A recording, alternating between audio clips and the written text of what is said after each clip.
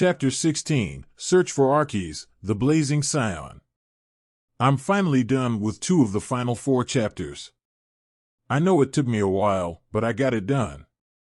Now, I made a few references to other shows or movies in these next 2 chapters. Let me know if any of you find them. I do not own Dragon Ball Z or any of its characters. Almost a year has passed since Naruto, Kale, Kaba, and Caulifla started their training to essentially save the universe. While Kaba was on planet Solaris training with the person who taught him the burning charge technique, Kale was training with Cuz in Universe 10, Caulifla went with Makurita to Universe 11, and Naruto trained with Vados in the hyperbolic time chamber on Earth. Naruto decided to use the time chamber because he needed the extra time since his new form would talk a lot of time that he didn't have. Alright, Naruto. That's enough. Vados said, as they were both covered in cuts, but Naruto looked worse. How was it? Naruto asked, as he dropped his Ultra Instinct. Better. During the spar you had a few breakthroughs, as you can tell, since I'm covered in cuts and bruises, but it comes in bursts. Didn't you feel it? Vados asked. No. I didn't feel anything actually.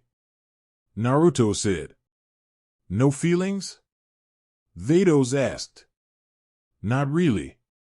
I mean, I felt anger because I still haven't managed to achieve that new form I need. Naruto said. Perhaps it's best that you meditate some more. You're very close to achieving your goal, but it will be difficult to maintain such a power. Ultra Instinct no longer has a negative effect on you, but this new form is far superior to that. Vados said, and Naruto sighed. I wonder how everyone else is doing. Naruto said. I'm sure they're doing just fine. I know for a fact that Kale and Caulifla are both doing good since they're with Makurita and Cuz. However, Kaba is unknown since he's on a different planet, and while I'm in here, I can't communicate with him. Vados said. Maybe we should prepare a feast for them when they get back. Naruto said, and Vados healed their wounds. Are you saying that it's time to leave? Vados asked. Yes. I won't get any better until I fight Arceus and he pushes me towards the edge. Naruto said. Are you implying that I don't push you in training? Vados asked. No. I just know he's trying to kill me while you're not. That's probably what I need to achieve my new form. Naruto said. Well, let's head out. Vados said, and they walked out. How long were we in there? Naruto asked. Roughly 3 years, but almost a year out here. Vados said. I'm guessing you changed how time moved in there. Naruto said. Yes. I slowed down the days in there a bit so 1 year would take a lot longer than just a day out here. 1 year took roughly 3 months out here, but I'll change it back later. Vados said. Well, let's go start cooking. Naruto said and flew off. Universe 10. Kale was meditating at the bottom of a waterfall, and you could simply feel the power radiating off of her as it was causing her body to vibrate at an extremely fast rate. Cuz was nearby watching along with Rumshi, who was interested in seeing how Kale would grow under Cuz, and he was impressed. Her control over her powers and her God Ki was phenomenal according to Cuz. While Kale was happy with that, she also knew that she would need something more to defeat whoever she fights, so Cuz trained her to have the ability to create blades with her Ki. Kale, I believe it's time for you to stop. Cuz said, and Kale opened her eyes. I felt it. Kale said and relaxed. Felt what exactly? Rumshi asked. The power from my new transformation. I was so close, but I couldn't break through the shell that was holding me back. That's why I was meditating. Kale said. Well, you certainly are close. Rumshi said. How do you know? Kale asked. Before I stopped you, your body was vibrating extremely fast and you were surrounded by a long green-colored aura. You're definitely close, but I think you need something to push you to the edge, and your opponent will be the one to do that. Cuz said, and then looked at her staff. What is it, Cuz? Rumshi asked. It appears Lord Naruto has finished his training. Cuz said, and Kale giggled. Lord Naruto? Kale asked. Yes. It is only right to call him Lord Naruto. He is the new god of destruction after all. Customarily, angels refer to all the gods of destruction as Lord followed by their name. Cuz said. Well, this is Naruto we are talking about. I don't think he'd want to be called that. Kale said. Yes, I am aware of that. Cuz said, and Kale flew over to them. How long will it take us to get back to Universe 6? Kale asked. About 4 hours if we leave now. Cuz said. I would like to go back. It's time Naruto met this little one. Kale said, and looked at the small bundle Cuz was holding. Yes, I suppose it is time. Lord Rumshi, are you coming? Cuz asked. No. I have some planets to check on and see how they are developing. Rumshi said, and Cuz bowed. I shall be back within a day. Cuz said. Very well. Rumshi said, and then Cuz left with Kale. Universe 11. Caulifla is currently laying on the ground in her Super Saiyan Blue form, which Makarita helped her achieve within the first week of training with her. Caulifla had natural talent, so it was no shocker that she was able to pick up Super Saiyan Blue so easily, and Makarita capitalized on that. On top of training her physically, Makarita had to train Caulifla mentally because she has a tendency to let her ego take over during a fight, which was evident during the Tournament of Power and during their training sessions. I give. You win. Caulifla said, and waved a white piece of cloth in the air. You're doing good. You've grown quite a lot from the training I have given you. Makarita said. Thanks, but why did you make me stay in this form for all this time? Caulifla asked. Tell me, Caulifla. When you first transformed into a Super Saiyan Blue, what did you feel other than power? Makarita asked. I felt tired. Caulifla said. Exactly. You need your body to get used to the energy and stamina draining that form causes. Makarita said. Then why didn't old man Goku feel the strain until he fought me and Kale? Why didn't Naruto feel that strain? Caulifla asked. Because Goku and Lord Naruto have already trained and mastered Super Saiyan Blue.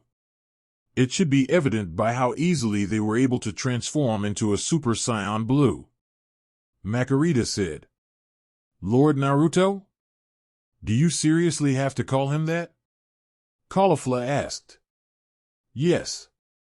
Now, does your body feel the strain from Super Saiyan Blue? Makarita asked. I can't tell. I'm injured from our spar. Caulifla said. My apologies.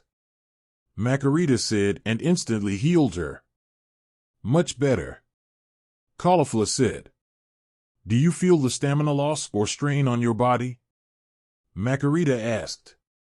Actually, I don't. Caulifla said. That means your body has adapted to the strain the form causes. You're ready for the next step, but it's time for you to return to your own universe.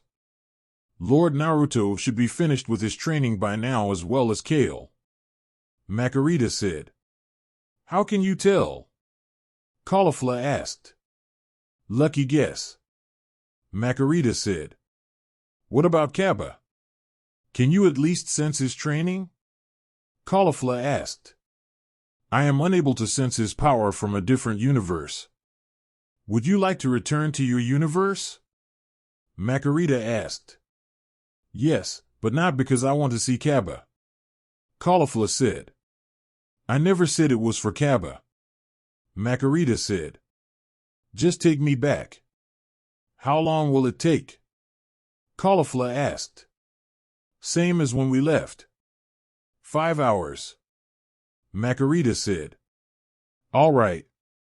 Let's go. Caulifla said. Do remember to not move around as much this time. You were nearly lost between universes last time. Makarita said. Yes. I know. I'll hold on. Caulifla said and placed her hand on Makarita's shoulder. Off we go. Makarita said and they left. Universe 6 Earth. Finally. Naruto said as he looked at all of the food in front of him. Yes. You're finally done preparing the food and it only took you 6 hours. Vado said. I would have been done in half the time if you helped me. Naruto said. Oh no. I wouldn't dream of getting in your way of cooking, my lord. Vado said. Don't call me that. Naruto said. It is the only way an angel should address their god of destruction. Vado said. Yeah. Enough of that mumbo-jumbo crap. I hate formalities. You've been calling me by my name for over 10 years now. You can use it without the Lord added on. Naruto said. As you wish, Naruto. Vado said. Do you know where Kaba is? Naruto asked. Yes. I've located him with my staff and he should be here within a few minutes. He seems to have put on a bit of muscle during his training. He's no longer Twig with power as you call him. Vado said. It's about time. The only problem is it's for power, speed, both, or if he did it to impress Caulifla. Naruto said and then looked up at the sky. It seems one of my sisters is coming. Vado said. I have returned. I'm humbled to be in your presence, Lord Naruto. Caulifla said and bowed. I know you're smirking. Naruto said. What? I was being honest. Caulifla said. You still suck at lying. Naruto said and gave her a hug. How've you been? Actually, what's that smell? Caulifla asked. It's food. I made a feast for myself, you, Kaba, and Kale. Naruto said and grabbed her arm when she tried to run for the food. Come on. Let me go. Caulifla said. No. Wait for the other two. Naruto said and then he was tackled away by a red blur. I missed you so much. Kale said as she kissed Naruto all over his face. I missed you too, Kale. Naruto said and she gave him one last kiss before standing up. It's almost been a year. It felt like forever, but it paid off. Kale said. Kale. Caulifla yelled and picked her up in a big hug. I can't breathe, Caulifla. Kale said. Sorry. I just missed seeing your face. Caulifla said and put her down. What about him? Naruto asked and pointed to Kaba's ship that just landed. Mostly him, but Kale is definitely up there. Caulifla said and ran to Kaba. Oh. Naruto, I would like for you to meet someone. Kale said, as she flew over to Kuz before grabbing the bundle and going back to Naruto. What is that? Naruto asked. Naruto, I would like for you to meet our little girl, Layla. Kale said and revealed a baby. Our daughter? But how? Naruto asked. I'm sure you know how. Anyway, before I left with Kuz to go to Universe 10 for my training, you didn't pull out and we went at it like a couple of rabbits before I left. I trained until I was 6 months pregnant and Kuz helped speed it up like Bulma said Whis did with her baby. Kale said and Naruto took his daughter who smiled at him. Her name. I like it. Naruto said. Yeah. I couldn't think of anything and that was the first thing that popped in my mind after a few weeks. This little bundle of joy is what made me go even harder in my training. I have something personal that I have to protect now. Kale said. Me too. Layla is who I need to protect now, Naruto said and gave her a kiss. Whose baby is that? Caulifla asked as she walked up to them with Kaba. This is our daughter, Layla. Kale said. What? How? Caulifla asked. Well, when a man and a woman love each other very much. Shut up. I know how. I mean like how. You two were universes apart. Caulifla said. It happened before I left. I didn't realize I was pregnant until 3 months after training started. My energy started to drain even faster and I was eating twice the food I usually did. Cuz helped me give birth at 6 months with her staff and magic abilities. Kale said. Can I hold her? Caulifla asked and they nodded. Yeah. Naruto said and gave Layla to Caulifla. She's so cute. How old is she? Caulifla asked. 4 months. Kale said and Layla started crying. SHH. It's okay. It's just me. Your Aunt Caulifla. Caulifla said and Layla kept crying. Give her here. It has been a few hours since I fed her. Kale said and walked away after Caulifla returned Layla to her. So, Naruto. How does it feel in less than a year to become a god of destruction and a daddy? Caulifla asked. Feels good, but being a father is better. Naruto said. Man, I can't wait until I have some kids. Caulifla said. Talk to Kaba about that. Speaking of which, how did your training go, Kaba? Naruto asked. It went well. I can up my burning charge to 50 now. I also had to go through a ton of physical training. Kaba said. I can tell. Naruto said. Yeah. You're hot now. Caulifla said. Food is on the table and it's enough for all of us. Naruto said. Who made it? Because if Dr. Prika thinks I'm eating her cooking, she's dead wrong. Caulifla said. I made it. Naruto said and she was gone. We better hurry. Kaba said. Wait a minute. Naruto said. What is it? Kaba asked. Are you ready for this upcoming fight? Naruto asked. Yes. My training was spent preparing for this. I have an ace in the hole if things get too dangerous for me. Kaba said. Good luck. Naruto said and they went to eat. Did you feel that? Kaz asked as she watched Naruto and Kaba go eat. You mean that explosion that happened deep inside of Naruto's power? Makarita asked. Yes. I felt it too and I know the cause of it. Vado said and looked at Layla who was sleeping. His daughter. Makarita said. Yeah. It's a good thing this planet is protected by every outside threat. Kaz said. Yeah. However, we just don't know if it will be enough. Arceus was never able to beat us despite being on our level. Naruto would need to match our level if he stands a chance to survive. Vado said. Planet Arda. Sir, it has been nearly a year since Demigra, Tawa, and Mira have arrived. They have searched every planet and they have not found the Saiyans. Perhaps they should lure them out. A servant said. Tell them to begin fishing them out. I don't care how many planets they have to destroy. I'll create more of them. Arceus said. Yes, my liege.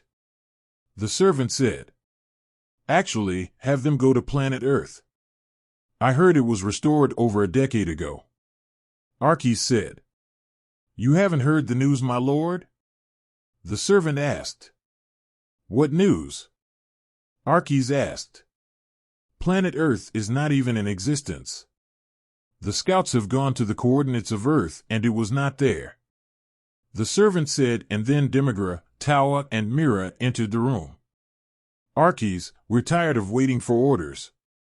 We're going to blow up every planet in this universe to find those pathetic scions. Demigra said. They are obviously hiding, and it's time we take action to lure them out. Tawa said. You should watch how you speak to me. I am your master, and you live to serve me. However, I will overlook this problem because you were about to be sent out on that specific mission. Remember to bring them back alive after you've had your fun. Archies said. We'll do our best. Tawa said, and they left. My lord, what will you do with the 3 of them after they have completed their mission? They are too expensive given how much we pay them. The servant said. When they return, I'll kill them myself. Go prepare the torture chambers. We're expecting guests soon. Archies said. At once, my lord. The servant said and left. Earth 3 days later. Naruto, Kale and Kaba were just relaxing on Earth for the last 3 days. Naruto used that time to spend time with his daughter and Kale while Caulifla and Kaba decided to spend time together. All 4 of them were meditating, but Naruto had his daughter sleeping in his lap when his eyes snapped open. It's time. Naruto said, and the others looked at him. How'd they find Earth? I thought it was undetectable by anyone with evil intent. Caulifla said. It is. They just blew up 3 planets simultaneously. Naruto said. Do you know where they are going? Kaba asked. One is going to the planet Mustafar. One is going to planet Ender, and one is going to planet Christophsis. All of them have different levels of strength. Take your pick. Naruto said. How'd you know the exact planet they were going to? Caulifla asked. Kappa taught me how to do that. It was part of my training. Naruto said. This is it, huh? Kale asked. Yeah. This is what we've been training for. Naruto said. I'll go to planet Mustafar. The heat from the lava on the planet will help me with my burning charge and give me the tactical advantage. Kaba said. I'll head to planet Ender. Caulifla said. That leaves me with planet Christosis. Kale said. All right. They aren't there yet, but I can send you to the planets to fight them. Naruto said. What about you, Naruto? Caulifla asked. I have to wait for Kasa and Ruko to get back.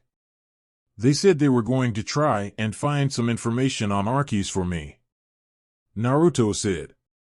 All right. Let's do this. We kick their asses and then we have peace. Caulifla said and put her fist out. Yeah. Let's do this. Kale said and put her fist out. One more fight and then a much-needed vacation. Kaba said and put his fist out. Good luck. Naruto said. Come on. You're the god of destruction. Give an epic speech. Caulifla said. Yeah. Come on. Kale said and Naruto sighed. All right, fine. All the people in the universe want to do is live their lives in peace, but that can't happen as long as Archies and his crew are around. The 4 of us can make that happen, and it starts today. Archies thinks he runs this universe with his crew, but he's wrong. This is our universe, and we're its protectors. Just over a year ago, we all lost a part of us. He took something from us when he ordered Sadala to be destroyed. Now, we have a chance to get it back. What he took from us was a piece of our pride and your families. 1 round trip each, no mistakes. 1 shot is all we have. Archies knows wants to draw us out, but we've been waiting for him to make a move. If you get hurt, hurt them back. If you get killed, walk it off. It's time to show him why he picked the wrong people to fuck with. Naruto said and put his fist out. Oh hell yeah. That's what I'm talking about. Caulifla said. I'll send you each one by one. Kaba, you're going first, Naruto said and gave him a capsule. What is this? Kaba asked. I might be away before your fight ends. Each of you will get a spaceship that can't be detected because it's invisible. It's set to bring you back to Earth on autopilot, Naruto said as he gave one to Kale and Caulifla. All right. I'm ready, Kaba said and Caulifla gave him a big hug.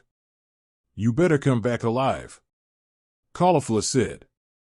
I will, Kaba said and gave her a kiss before Naruto made him vanish. I'll go next, Caulifla said and gave them a hug before Naruto made her vanish. Last, but not least, Naruto said as he let Kale hold Layla. I have no choice other than to come back, Kale said and Naruto gave her a hug. Hey, if you get into trouble send me a signal. I'll be there instantly, Naruto said and gave her a kiss. I will. I left plenty of milk for her. It's enough to last her 2 weeks even with her appetite, Kale said and kissed Layla on the cheek. She'll be waiting for you to come back, Naruto said. I love you, Kale said. I love you too, Naruto said and gave her a kiss before making her vanish. Fancy speech, a voice said and Naruto turned around. Beerus, Whis. I'm guessing either Vados, Cuz or Makarita spoke to you, Naruto said. Yeah. Why are you still here? Shouldn't you be going after Archies? Beerus asked. I should, but I'm waiting for 2 people to come back before I go, Naruto said and then Kasa returned with Ruko. We're back and we managed to find something, Ruko said. What is it? Naruto asked. Archies had some enhancements done to his body, Kasa said. What kind of enhancements can an angel want to do to its body? Naruto asked. An angel can't regenerate their body if they lose a body part. He somehow managed to incorporate nanotech into his body that makes his cells regenerate almost instantly, Ruko said. So, he's a fake immortal now. I'll be back. Here, take Layla and feed her, Naruto said and have Layla to Kasa. Wait. Whose baby is this? Kasa asked. She's my daughter. I'd hurry up if I were you. You've got about 30 seconds before she starts crying and she has a strong pair of lungs on her, Naruto said and flew away. His daughter? We weren't gone that long, were we? Ruko asked. No, Kasa said and the Layla started crying at the top of her lungs. Oh crap. Naruto wasn't kidding. Ruko said. Let's hurry to the house. Bye Whis. Bye kitty cat, Kasa said and they flew away. Planet Mustafar. Kaba arrived on planet Mustafar and felt the heat from the lava even though he was high up in the air. He didn't sense anyone on the planet, but he felt a powerful energy signature coming his way and he decided to fly over to the direction the power source was headed. Soon enough he saw a ship entering and landing on the planet, so he decided to welcome whoever it was by blowing up the ship with an energy blast. Pretty bold of you to blow up my ship, a voice said from behind Kaba. I heard your boss was looking for me. Who are you? Kaba asked. My name is Tawa. I am the demon goddess, Tawa said and Kaba turned around. I'm Kaba, Kaba said and Tawa smirked. Ah yes.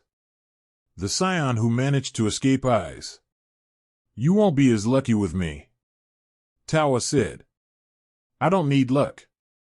I learned from my mistakes and I've gotten better, Kaba said and got ready to fight.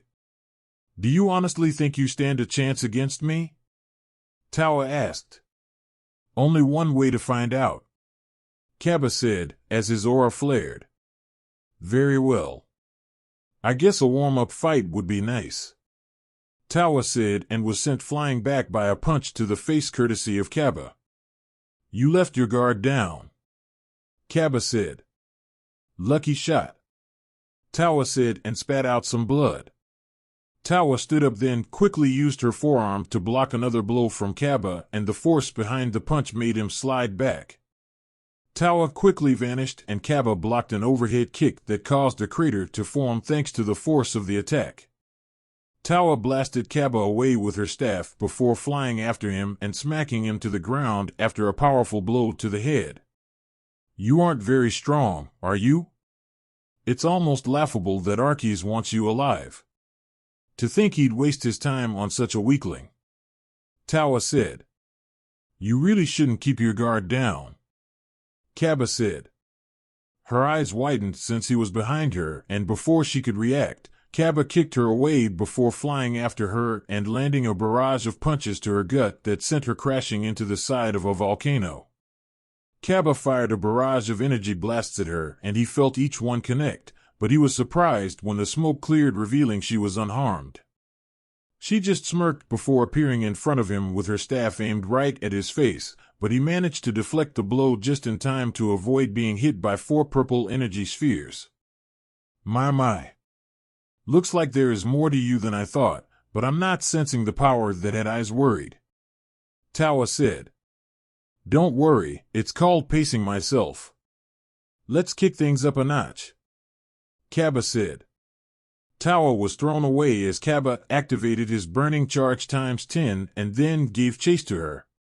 Tawa braced herself for an attack, but she wasn't ready for the burning sensation that followed. Kaba threw punches, kicks, elbows, and knee strikes at Tawa that left burn marks all over her body. He finished his combo off with a vicious headbutt followed by a volley of energy blasts that made her scream in pain, but not because they were powerful. It was because they made her skin feel like it was being melted off of her body. The smoke cleared and she wasn't as damaged as before, but Kaba could tell she was still hurt. You bastard! Tawa yelled and released a huge amount of power. Tawa appeared in front of Kaba, then smacked him away with her staff before hitting him with one of her purple energy spheres that sent him crashing to the ground.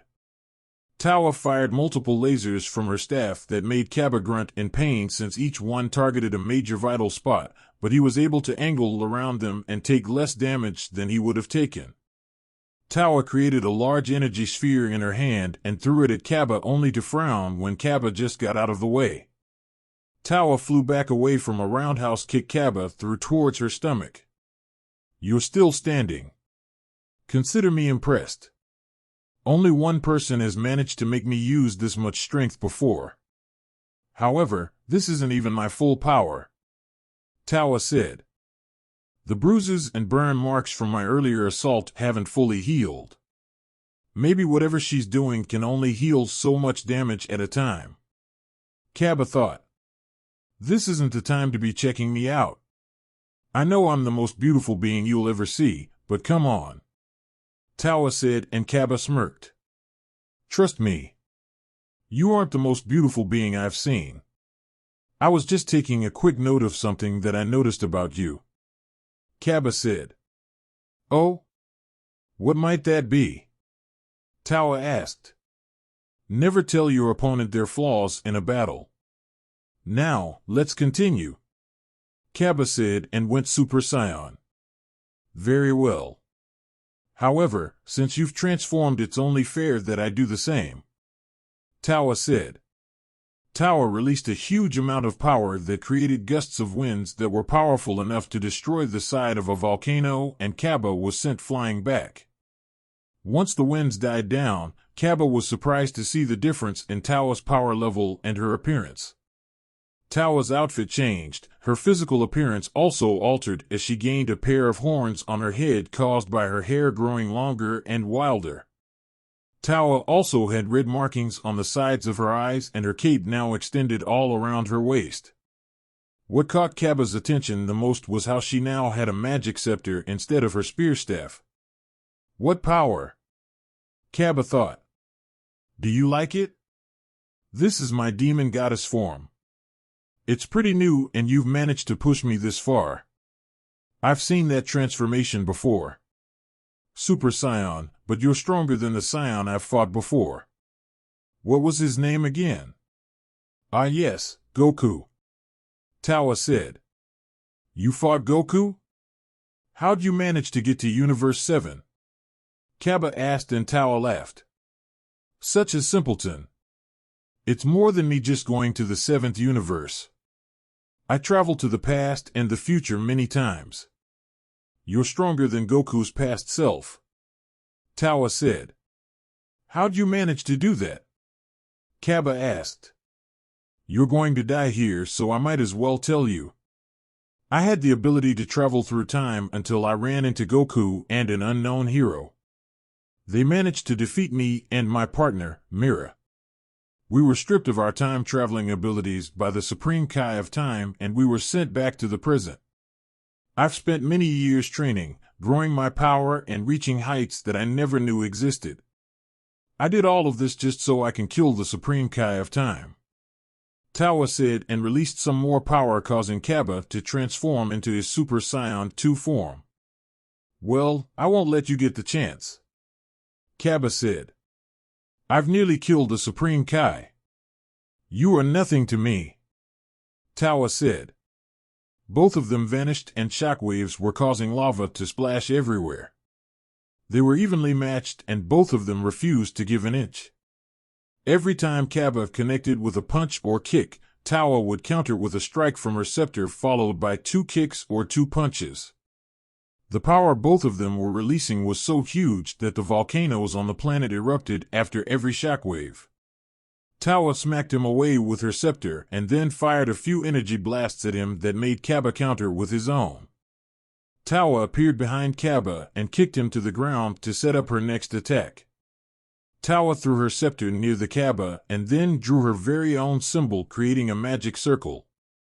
Once the symbol was complete, an explosion happened and Kaba took the full force of the attack since he was trapped inside of some kind of barrier. The smoke cleared and Tawa saw Kaba laying on the ground with his face in the dirt. Tawa smirked and then charged in to finish the job, but then Kaba jumped up when she was close enough with her guard down. Kaba charged at the Tawa, who tried to block, but Kaba broke through her guard and stunned her with a powerful punch. Kaba then unleashed a barrage of punches and knocks that knocked Tawa into the air with 1 kick. He punches her back to the ground and then sends her upward into the air again using his 2 legs. Kaba teleported behind Tawa in the air and knocked her down with a double axe handle. To finish the assault, Kaba unleashed a huge barrage of ki blasts at Tawa, who was still stunned from the first punch Kaba threw. The smoke cleared and Tawa was standing there covered in bruises, but Kaba could tell she clearly healed herself.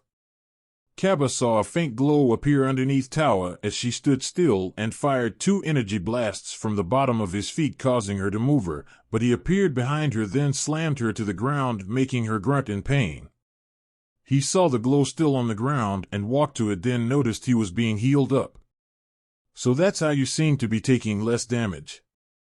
You use the smoke screens to use this little circle to heal your wounds, and it has some flaws. You have to stay still in order for it to work. You can only heal so much with it, and it heals anyone that comes in contact with it. Kaba said. You bastard. Tawa said and flew at Kaba, who just punched her away. Impressive, but you shouldn't use it in a fight with somebody like me who's hard to put down in order for you to use it. Kaba said, as he walked up to her. Arkies wanted you alive, but I'm going to kill you. To hell with following his orders. Tawa said. Tawa let out a powerful scream as she released another huge amount of power, and Kaba was nearly sent into the lava if he didn't catch himself in the air. Tawa powered up so much that she caused a thunderstorm to start and small tornadoes formed. Once Tawa was done, Kaba was looking on in fear at how much power she just released and the fact that she transformed again. Her white hair became spiky, flowing, smooth, and grew down to her waist. Her eyes are now black with blue irises, and she has red tribal markings on both sides of her face. She was now wearing a revealing black and red skin-tight bodysuit that has a V-shaped hole around her stomach, has slits on the bottom half exposing the top of her breasts and her belly. Her suit has black outer sleeves and red inner sleeves, both with jagged points. She was wearing a black open leg cape that is jagged with a few red jagged points at the bottom with red and black high heels. Her magic scepter was now red with a spiraled end and a green orb in the middle. "What's the matter, Kaba? Are you afraid?" Tawa asked. Her power level is unbelievable. Kaba thought and froze when he felt someone breathing on his neck. "I can basically smell the fear coming off of you. The big bad saiyan is shivering before me. Come on. Show me what you can do," Tawa said. Kaba went to turn and punch her away, but by the time he turned around, Tawa already hit him 13 times before knocking him to the ground. Kaba looked up at her, and when he blinked, she was right in front of his face with her scepter pointed right at his face. He blasted her in the face, but before he could leave, she used her scepter like a baseball bat on his head and sent him flying away. Kaba coughed up some blood and then screamed in pain when Tawa drove both of her knees into his stomach. His hair went back to normal and Tawa grinned at how helpless he was. Tawa held him up by his hair and then used his stomach as a punching bag before blasting him away with a red energy blast. Kaba landed on the ground and barely managed to roll out of the way from her stomping on his head. "Oh? Still got some fight left in you, huh? That's good. It just means I can beat your ass some more.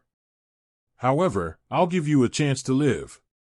Tell me where Naruto is," Tawa said, and Kaba stood up on wobbly legs. "Even if I told you where he was, you'd never find him," Kaba said, and Tawa narrowed her eyes. "What do you mean?" Tawa asked. "Sorry, but I don't feel like telling you," Kaba said, and powered up again. "Fine. I'll just beat it out of you then," Tawa said. Tawa rushed at Kaba and got a clean punch on his jaw, but he managed to blast her in the stomach to create some space. Kaba took a deep breath and went on the offensive. He quietly started to use his burning charge technique times 10, causing burn marks to once again appear on Tawa when he would make the slightest contact with her.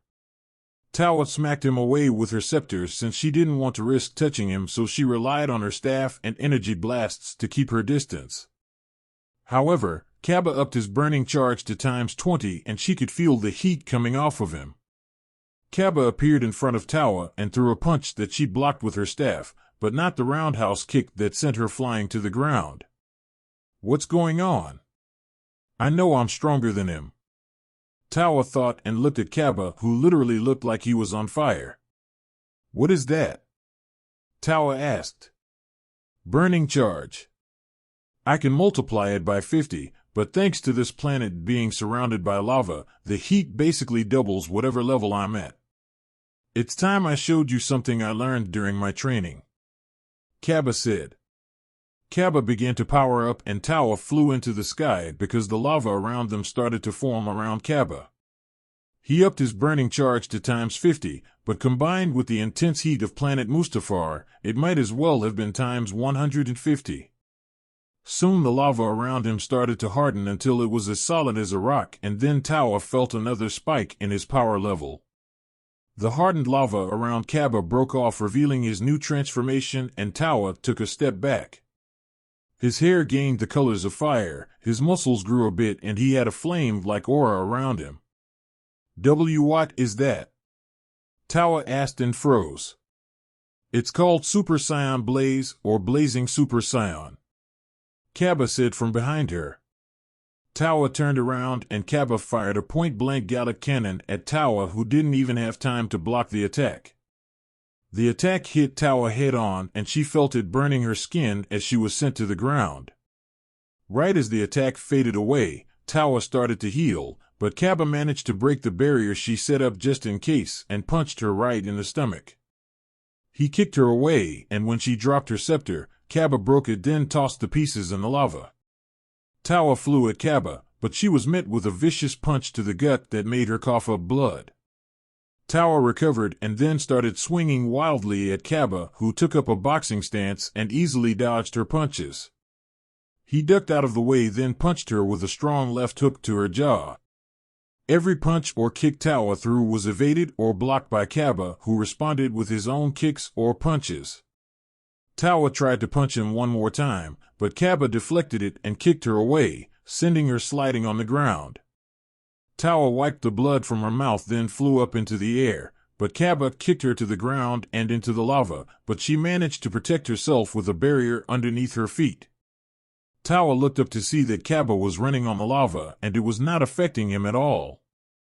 Tawa barely managed to get out of the way from a kick Kaba threw at her head and duck out of the way from a punch. Tawa threw another punch, but Kaba evaded it and kicked her away, making her protect herself from the lava again. Tawa blocked one of his punches with her palm, but quickly removed her hand since that one punch caused third-degree burns to appear on her palm. Kaba punched her in the gut, gave her an uppercut that lifted her into the air a bit, another punch to the solar plexus, one more uppercut, and then a strong kick to her chin that sent her sliding on the ground. Tawa healed herself as best as she could, which wasn't much for some reason, then flew at Kaba trying to land a hit on him, but he was too quick and evasive for her. She went for one more punch, but Kaba dodged it and sent her flying through a few boulders with a heavy right jab to her face. Kaba jumped into the air and used his Gallic cannon once more to drive her into the ground. The smoke cleared and Tawa was back to her original form. Tawa stood up and coughed up a lot of blood, making her worried. "What's happening?" "I can't heal," Tawa said and coughed up more blood. "You're dying." "That's what's happening. Those attacks were more deadly than you think," Kaba said. "That's impossible. Your punches didn't even hurt that much," Tawa said. "This form is unique and requires certain traits in order to achieve it. This form is only unlocked when a Super Saiyan is in supernova or lava state, but has mental and physical control. During this state, the Saiyan can allow the two forms to merge with their normal form, but they keep their mental and physical control. The form cannot be touched by skin or the person will die from extreme burn.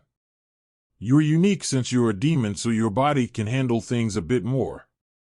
You're still dying, but slower than you should be, but also faster than what you can heal," Kaba said and kicked her in the face. "I am possible.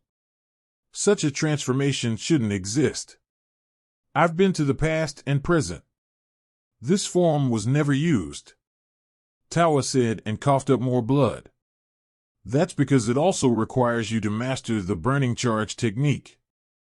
I told you I came here specifically for the terrain. I've had the advantage from the start, but I've been pacing myself the entire fight. I will admit that you're pretty strong and you're the fifth strongest opponent I've fought," Kaba said and Tawa coughed up more blood. "Yeah, and I bet the other four kicked your ass just like I did," Tawa said and her finger twitched. "Only 3 of them did. One didn't even try when he beat me, and I'm sure you can guess who I'm talking about since you're after him," Kaba said. "It's Naruto, isn't it?" Tawa asked and slowly gathered dark magic. "Yeah, and you're lucky he wasn't the one who fought you. He's not as merciful as I am," Kaba said and Tawa chuckled. "You should have killed me instead of running your mouth," Tawa said and shot red bolts at Kaba, who barely moved as he was struck through the right side of his chest. "Damn it.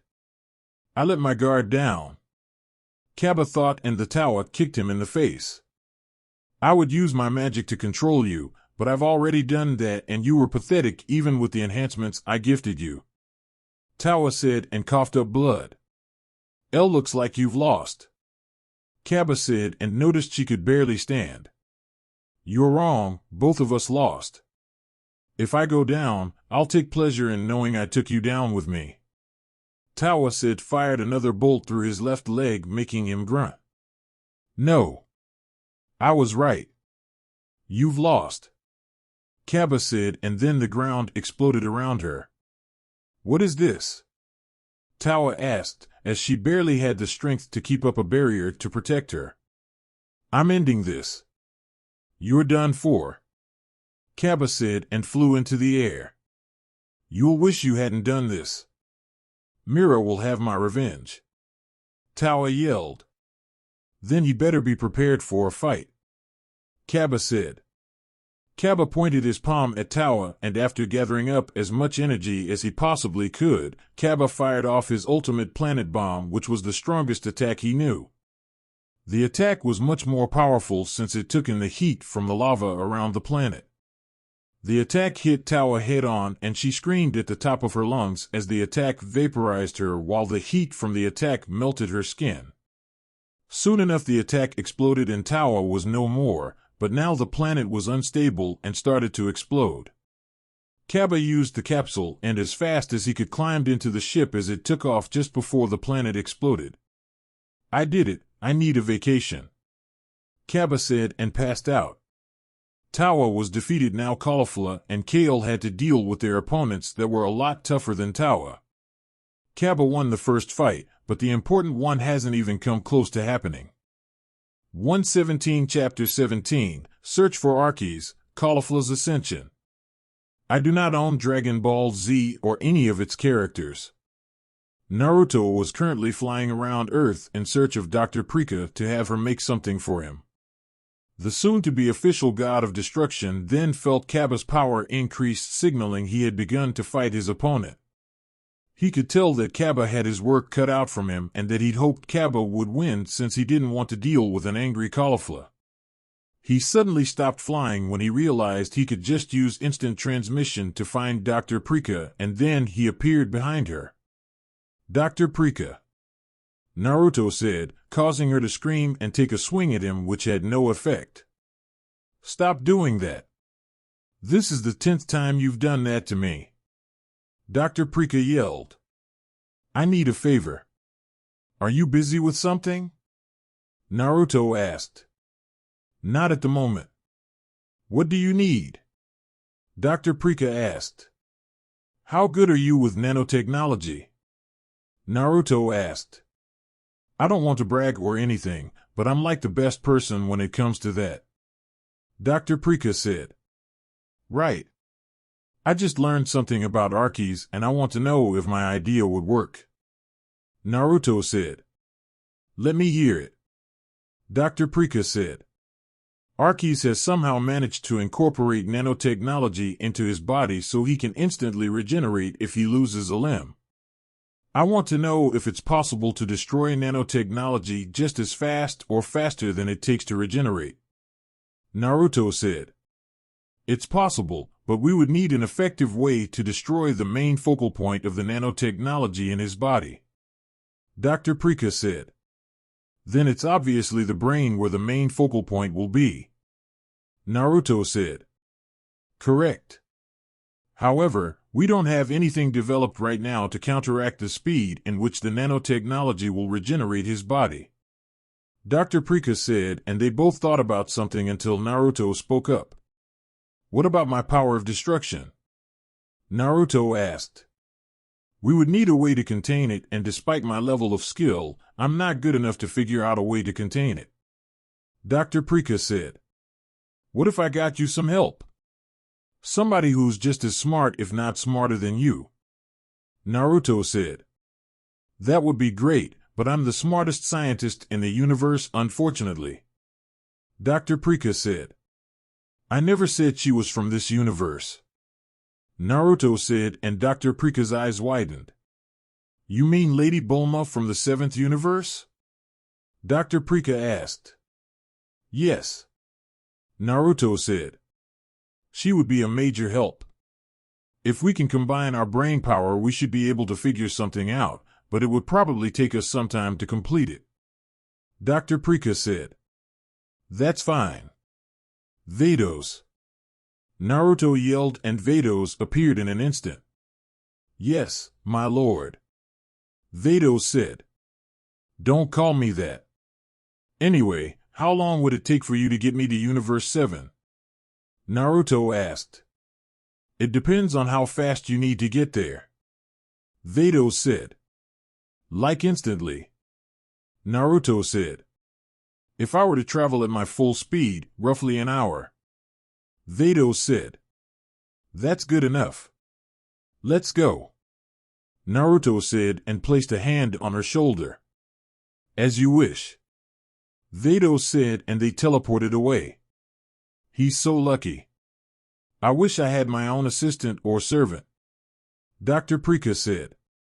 Universe 7. The Sun House was packed with people and filled with laughter as Goku and Chi-Chi were hosting this year's annual get-together. Goten and Trunks were out playing somewhere, Chi-Chi was in the kitchen cooking, Videl was with Bulma as they were keeping an eye on Bulla and Pan, Krillin was with 18 and their daughter, Goku and Vegeta were sparring, but Gohan was right there with them as he managed to balance out his career and his training. All of a sudden Goku, Vegeta and Gohan stopped sparring as they tensed up. Whoa! What is that? Goku asked. Someone powerful is coming. Vegeta said. No kidding. Whoever it is can beat Lord Beerus. Gohan said. What was that? Beerus asked and then a beam of light appeared revealing Naruto and Vados. Naruto? What are you doing here? Gohan asked. I'm here for someone specific. It's nice to see you've kept up with your training. Naruto said and Gohan nodded. Hey! Naruto wanna spar? Goku asked. No. Vegeta, where's your wife? Naruto asked. The hell do you need her for? Vegeta asked. Oh hush, Vegeta. It's good to see you again, Naruto. What can I do for you? Bulma asked. I need to take you back home with me. Naruto said and everyone just blinked. What? Bulma asked. I need you to come with me. Naruto said. The hell do you think you're doing? She's my wife, not yours. Vegeta said and Naruto blinked until he realized what he said. Oh. No. You're mistaken. I need her help technology-wise. Naruto said. For what? Bulma asked. It's a secret. Naruto said. Lord Naruto, it's good to see you're doing well. Whis said and Naruto sighed. Lord Naruto? Bulma asked. Oh. Silly me. I assumed you all knew he was the new god of destruction for Universe 6. Whis said. What? Everybody yelled. Why, you're the new god of destruction? What happened to Kampa? Bulma asked. He's dead. He was killed almost a year ago by Arceus, which is why I need your help, Bulma. Naruto said. I can't just leave Bulla here. Vegeta isn't the most reliable when it comes to babysitting. Bulma said. I'll watch her for you, Bulma. Videl said. Are you sure? Pan is already a handful. Not to mention the baby you just had. Bulma said. It's fine. I don't mind. Take as long as you need. Videl said. Thank you. I owe you one. Bulma said and kissed Bulla on the cheek before handing her to Videl. Don't worry about it. Videl said. All right. I guess I'm going to Universe 6. Bulma said and walked over to Naruto and Vados. Hey, Vegeta. Naruto said. What? Vegeta asked. Kaba can't keep his promise anymore. Naruto said. What? Why the hell not? Vegeta asked. Planet Sadalo was destroyed and they didn't want to be brought back to life. We still have Saiyans left on Earth though if you still wanted to visit one day, but not right now. Naruto said and Vegeta nodded. I'll keep that in mind. Vegeta said. Oh, and one more thing. Naruto said. What's that? Vegeta asked. If I wanted to steal Bulma from you, it wouldn't be hard. See ya, Naruto said, and they left after Naruto pulled Bulma close to him by her waist. Whis, I demand you take me to Universe 6. Vegeta yelled. I don't think that's a wise idea, Whis said. Why not? I can handle him, Vegeta said. No, you can't. Naruto's strength is probably near the level of my own, Whis said. What? Impossible, Vegeta said. Not really. When the Tournament of Power ended, he was already at the level of a lower-ranked angel, and that was nearly 3 years ago. Vados told me he has been training extremely hard lately and managed to do quite a bit of damage to her during training. You and Goku with your newfound strength still haven't touched me during our spars, Whis said. That makes me want to fight him even more, Goku said. You should count yourself lucky he didn't spar with you. Right now Naruto is in kill mode and he would have no problem killing you if you couldn't control yourself. Universe 6 is in the middle of something big and Naruto is trying to fix it before he officially takes over as the god of destruction. Whatever he needed Bulma for must have been crucial and only something she can do, Beerus said. Universe 6. I'm back, Naruto said, and Dr. Prika screamed, then slapped him again. Stop doing that, Dr. Prika yelled. Stop letting your guard down. Anyway, I brought Bulma back to help with our little problem, Naruto said. Lady Bulma. I didn't see you there. It's an honor to meet you, Dr. Prika said and bowed. That is not necessary. So, what did you need my help with? Bulma asked. We're trying to figure out a way to create a container for my power of destruction.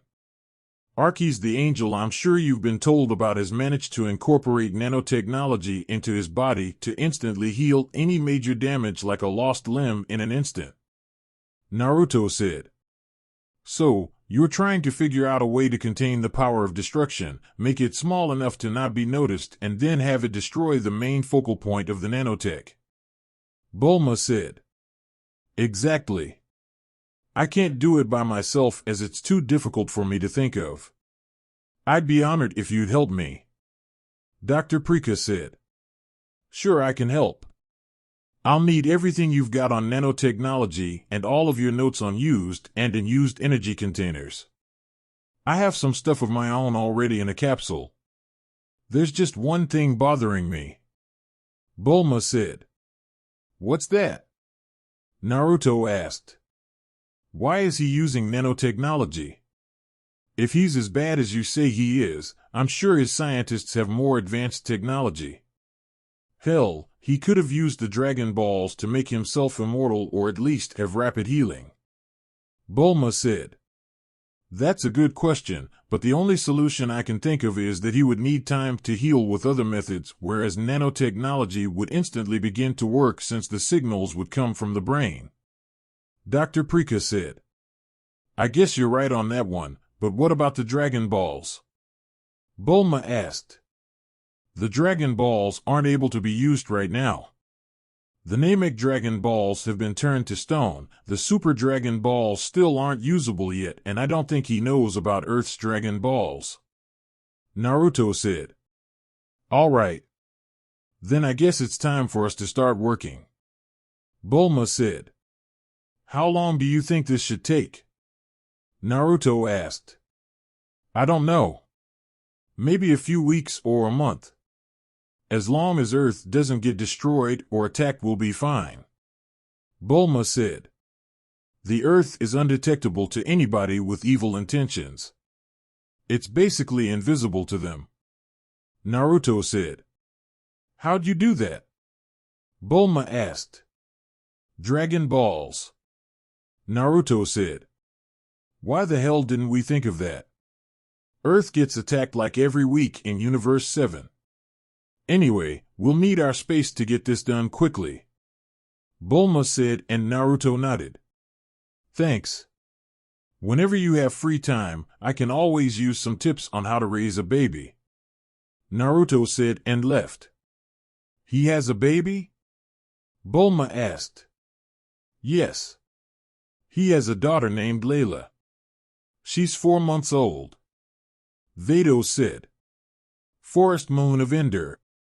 It's been 3 days since Caulifla arrived on the forest moon of Ender and loved the scenery that wouldn't last much longer. She took a moment to check for any life forms and didn't find anything, so she sighed in relief. She then felt a very powerful energy signature coming her way, and she decided to fly over to the direction the power source was headed. Soon enough she saw a ship entering and landing on the planet and waited for the person to step out of it. I wonder who this guy is. His power is off the charts. Caulifla thought as she watched the person step out of the ship. I was unaware that this planet was still holding life forms. Oh well. You'll soon be extinct anyway. The guy said and fired a blast at Caulifla, which she just grabbed with her hand, then destroyed it. Not going to happen, pal. Not as long as I'm still here. Caulifla said. That won't be for long. The person said. Who are you anyway? Caulifla asked. I am known as Mira. I am the Demon King. Mira said. I figured you'd say something like that. Your aura and the way you look just screams danger, but I'm not worried. Caulifla said. Mira flew at Caulifla aiming to punch her, but Caulifla met him halfway and their fists collided. Caulifla, thinking quickly, dropped her fist, making Mira fall forward, and then gave him a quick uppercut followed by a roundhouse kick. Mira went flying through a couple of trees before crashing into a nearby mountain, but only made an indent on the mountain. Mira removed himself from the mountain and wiped his face. His nose and lip were bleeding, and that didn't sit well for him. Come on. Don't make it that easy for me. Caulifla said. Very well. Mira said and vanished. He's fast. Caulifla thought as she looked around for Mira. Mira just appeared in front of her and punched her away. Caulifla managed to get her arms up to block, but she still felt the power in his punch. Mira grabbed her leg and slammed Caulifla into the ground, making her grunt in pain. Mira wasn't done yet because he held Caulifla upside down by her ankle and punched her in the gut. Caulifla coughed out some spit before Mira threw her away. Mira used his impressive speed to fly after Caulifla, who lost sight of him. Mira was soon flying right next to Caulifla, but then he disappeared. Caulifla was shocked that he was moving so fast, but her moment of shock cost her. Mira appeared underneath her and kicked her in the air. Mira flies up after Caulifla and knees her in the back.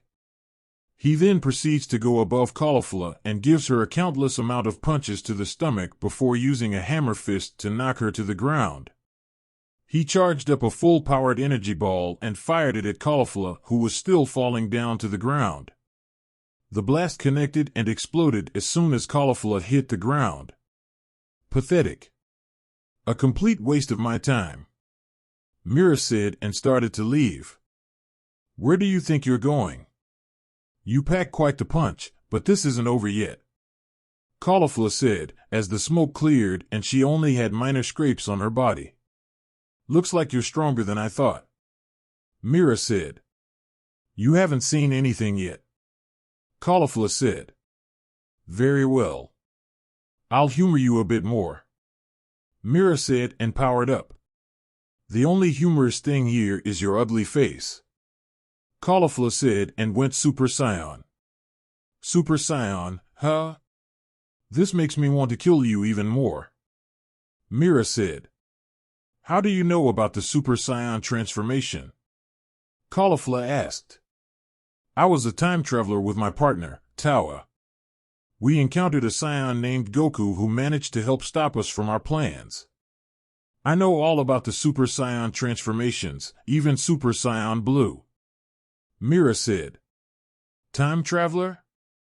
Then if I defeat you here, it's pointless since you can just go to the past and learn from your mistakes.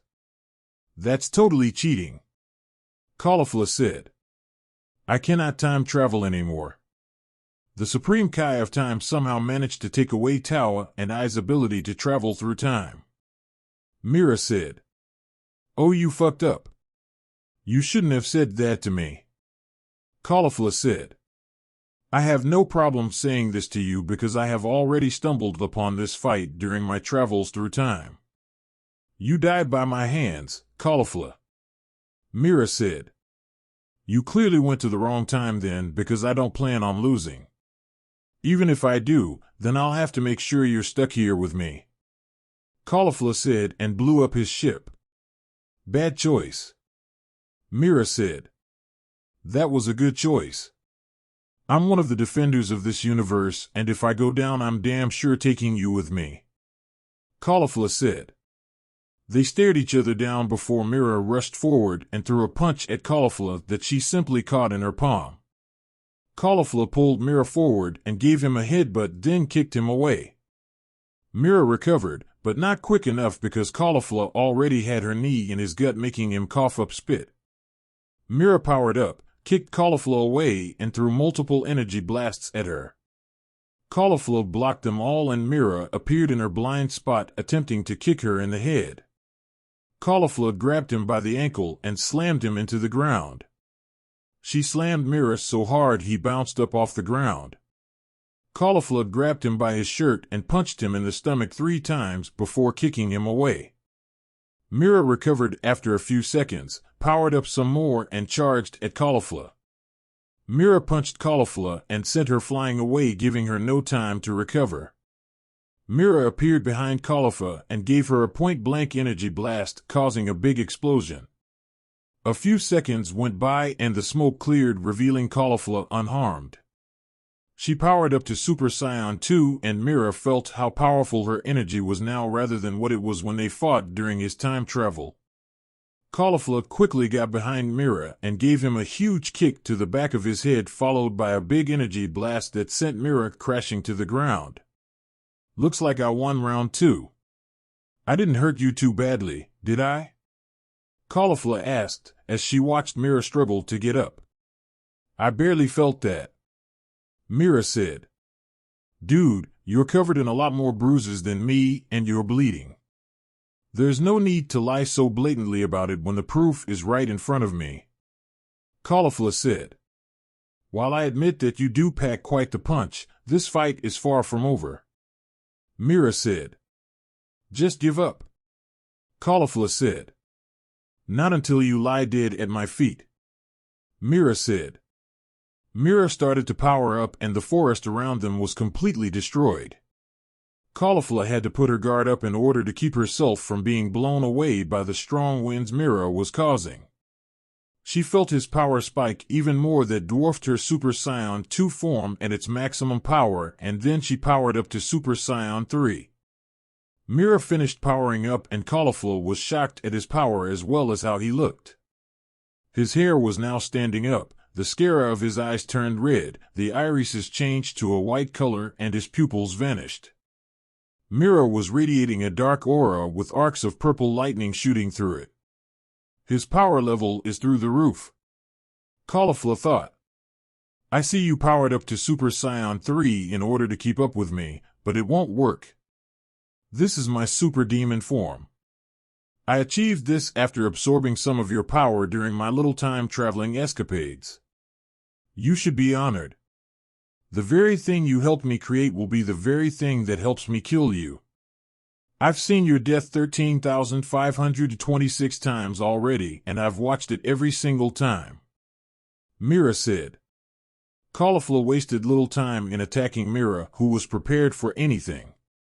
Mira blocked Caulifla's punch and punched her in the face, sending her flying back through some of the surrounding trees. Caulifla fired off multiple energy blasts at Mira, who blocked them all and vanished from sight. Caulifla looked around for any sign of Mira, and she couldn't find him. What the? Where'd he go? Caulifla thought. She was so confused that she didn't see the energy blast coming towards her that connected to her back, sending her to the ground.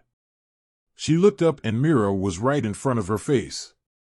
He head-butted her and then blasted her away while she was still stunned. He flew at her and punched her away into a mountain. Mira decided to up-pace a bit and powered up some more, then appeared right in front of her.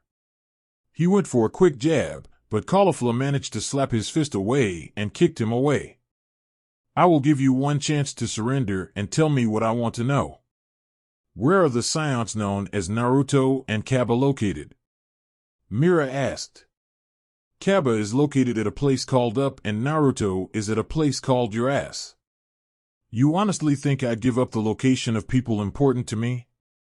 You're dumber than you look right now, Caulifla said and dropped her Super Saiyan 3 transformation. You should have taken the chance to surrender, Mira said. You should have done your homework. I'm stubborn and I would never sell someone out. I'd rather die, Caulifla said. Then it looks like I'm going to make that happen, Mira said.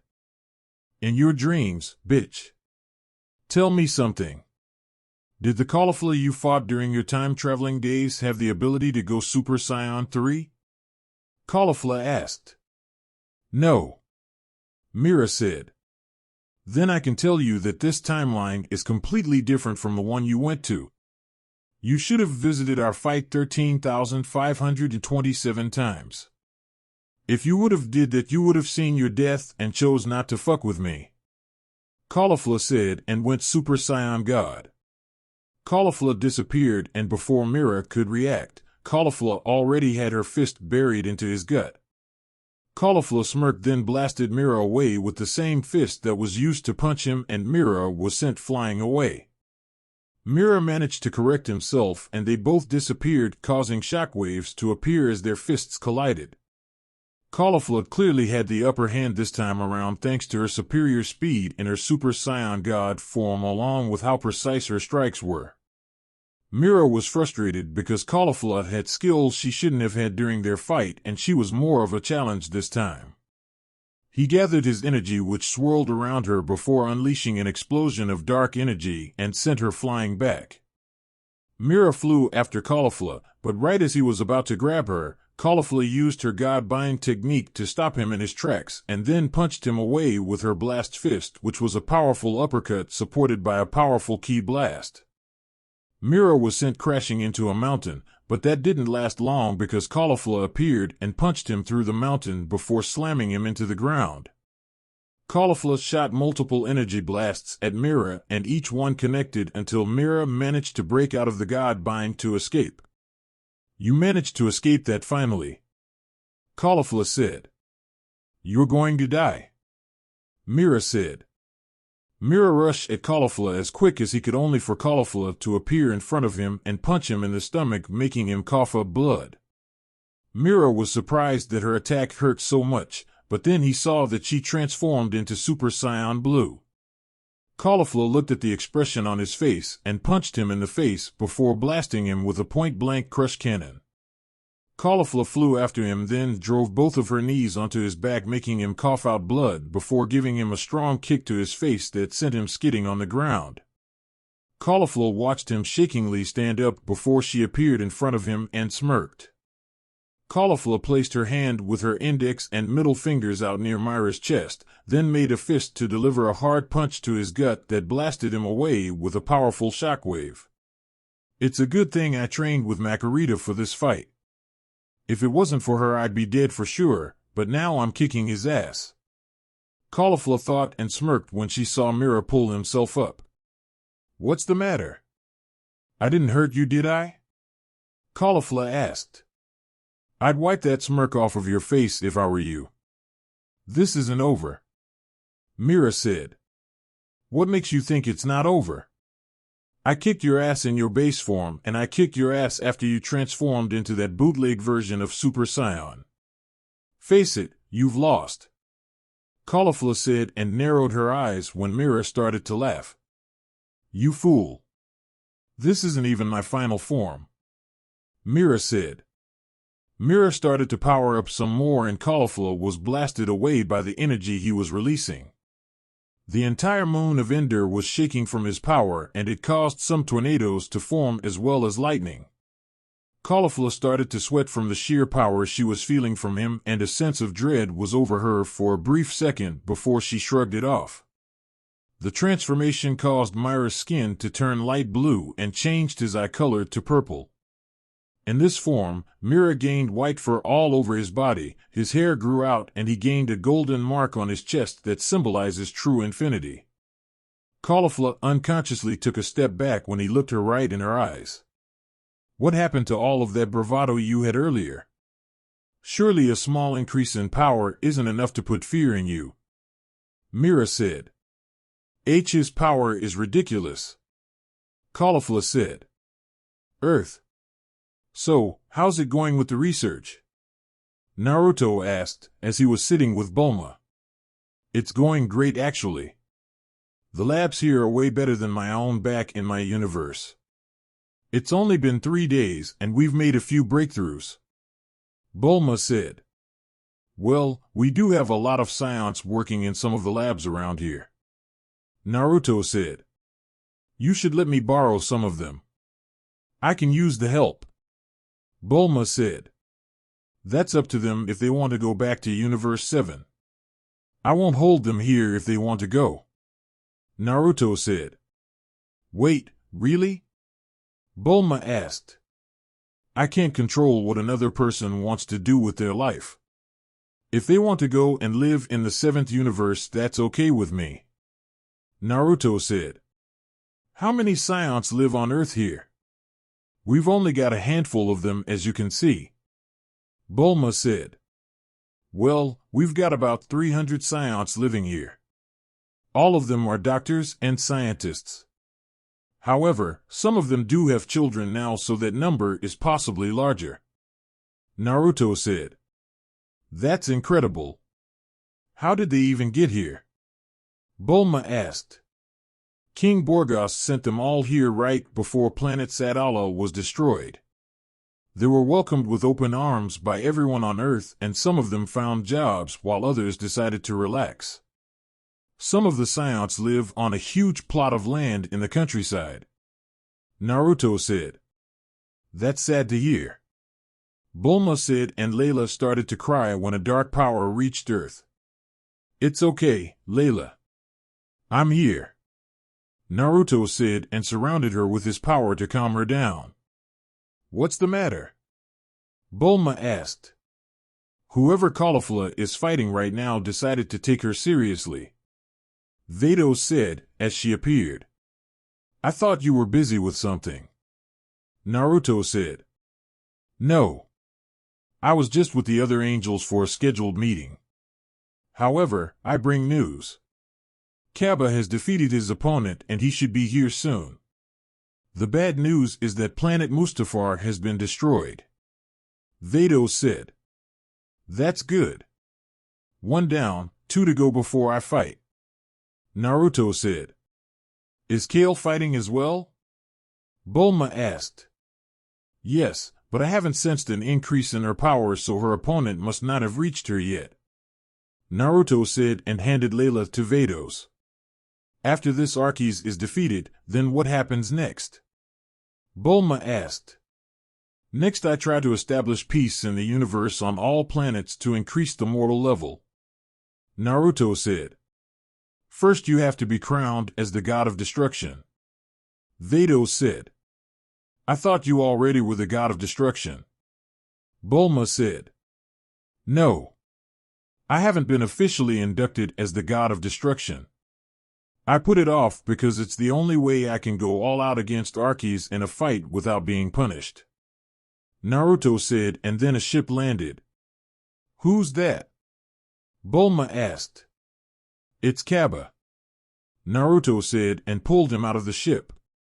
Mission accomplished. Kaba weakly said. I'll put him in the rejuvenation tank. Naruto said, and walked away. That must be some rejuvenation tank if it can heal a hole that size on his shoulder. Bulma said.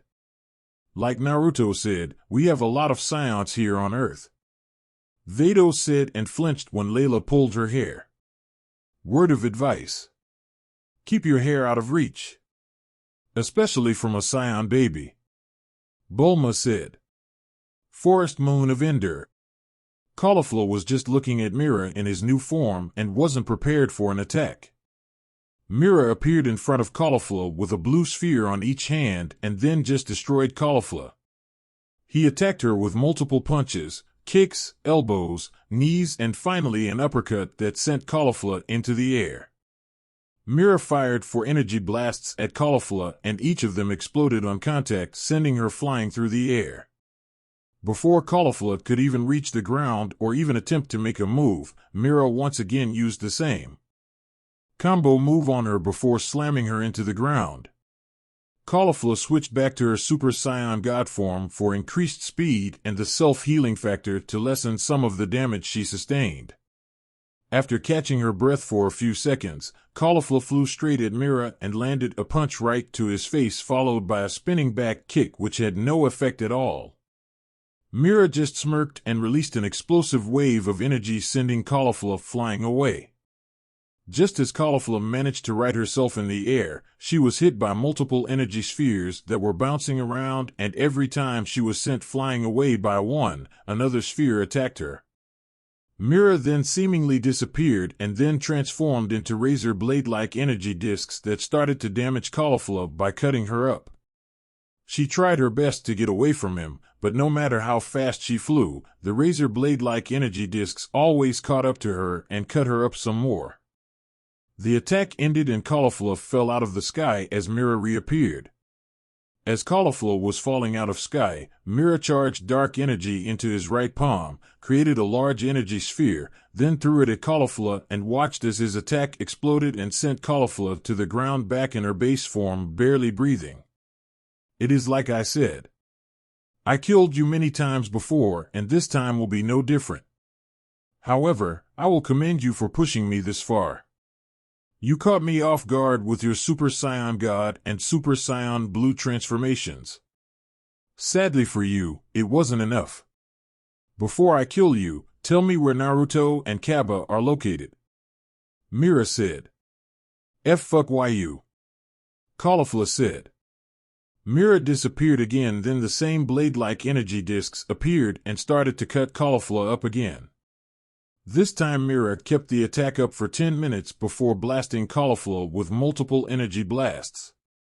Mira slammed Caulifla into a mountain, then continuously punched her in the stomach and watched as bruises formed the size of his fists before throwing her into the forest.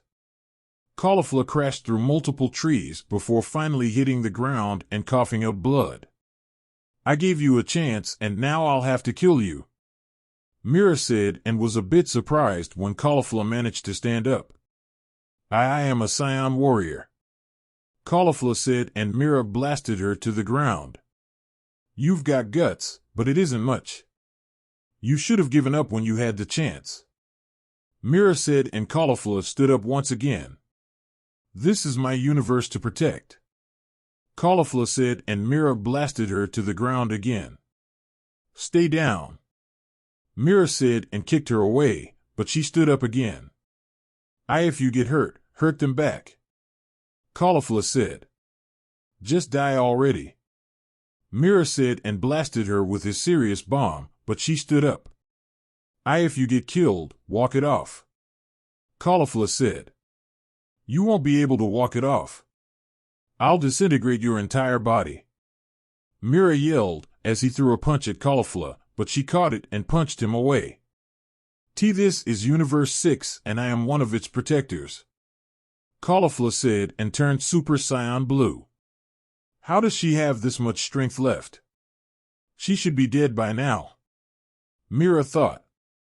All the people in the universe just want to live their lives in peace, but that can't happen with people like you around, Caulifla said, and then sparks started to emanate from her body. This universe is weak and pathetic. Prepare to die, Mira said, and threw a full-powered serious bomb at her, but she was still standing when the smoke cleared. Impossible, Mira thought. My name is Caulifla. I am a proud Saiyan warrior, and it is my job to protect the universe from threats like you. If I get hurt doing my job, I'll hurt the bastard back. If I get killed, I'll fucking walk it off, Caulifla said. Mira went to punch her, but Caulifla let off a huge surge of power and he was sent flying back. Caulifla continued to yell as she was releasing power before she finally broke through her own barrier and unlocked a new power even greater than Super Saiyan Blue. Caulifla's hair completely spiked up standing above her shoulders and 3 bangs appeared, one by each of her temples and one hung in front of her forehead. Her hair turned navy blue, as did her eyebrows and her eyes. Her aura was navy blue on the outside layer, but the closer the aura was to her body, the lighter it became until it was sky blue. She had fierce lightning around her body and small sparkling particles of energy that flowed within her aura. Caulifla barely took a step, and before Mira could make a move, she already hit him 5 times before she kicked him away. Mira stood up, but Caulifla was right in front of him with an energy blast pointed right at his face. Mira froze for a split second, and it cost him because Caulifla released that blast at point-blank range. Although it didn't kill him, he was severely damaged and sent crashing through a mountain. Mira tried to use his serious bomb again, but Caulifla just punched right through it without even trying. Mira flew at Caulifla at full speed, but time seemed to slow down for him when all he saw was Caulifla's fist coming right at his jaw, and he was sent flying back just as fast as he came towards her. Mira bounced on the ground a bit before sliding on his back, and then Caulifla drove both knees into his stomach, making him cough up blood. Caulifla kicked him into the air and then fired consecutive energy blasts at Mira that he had a hard time dodging. Caulifla appeared in front of Mira, punched him away, and then gave chase. She caught up to Mira quickly and slammed him into the ground before blasting him with an energy blast. Mira recovered quickly, and then they both disappeared, fighting all over the forest, creating shockwaves and destroying the remainder of the forest. They separated, and Mira was looking worse for wear while Caulifla only had the bruises from earlier in the fight on her. Mira threw a blast at Caulifla, which she easily smacked away, and then gave Mira a strong punch to the solar plexus, a knee in the gut, another knee to his face, a chop to his throat, and finally a roundhouse kick. What's going on? I should already be finished with this fight, Mira said, as he barely stood up. Like I said before, you should have visited our fight 13,527 times. Had you done that, you would have seen your death, Caulifla said, as her power was radiating off of her. That form. What is it? Mira asked. You can call it the transformation that kicked your ass. However, let's call it Super Saiyan Blue 2 for now. I'll work on the name later, Caulifla said. Impossible. I was created to be the best, Mira said. Then you're a failed creation, Caulifla said. Mira didn't respond to what she said, although he was visibly angered by her response, and he just flew into the air. Mira raised both of his hands over his head and created a massive red and black sphere of energy. Caulifla powered up to her max and gathered her own energy into her hand before pointing it forward. Mira threw his attack at Caulifla, who fired off her prominence flash at Mira's attack. Both attacks collided and neither side was giving way. Mira put as much power as he could into his attack and increased the size of his attack, but Caulifla focused on one single point for her attack. Mira tried to use his blade-like energy discs on Caulifla, but she blasted them away with her aura. Caulifla steadily increased the power of her attack while Mira focused on gradually increasing his. Eventually, Mira didn't have any more power to use, and Caulifla took full advantage of this and pushed all of her power into her attack. She managed to push his attack back and listened to him scream as his body was being destroyed by both attacks before an explosion happened. Caulifla stayed powered up for a few more minutes, searching for any trace of his power, and once she found that it was completely gone, she powered down and collapsed face first in the dirt. I don't think I'm walking this one off.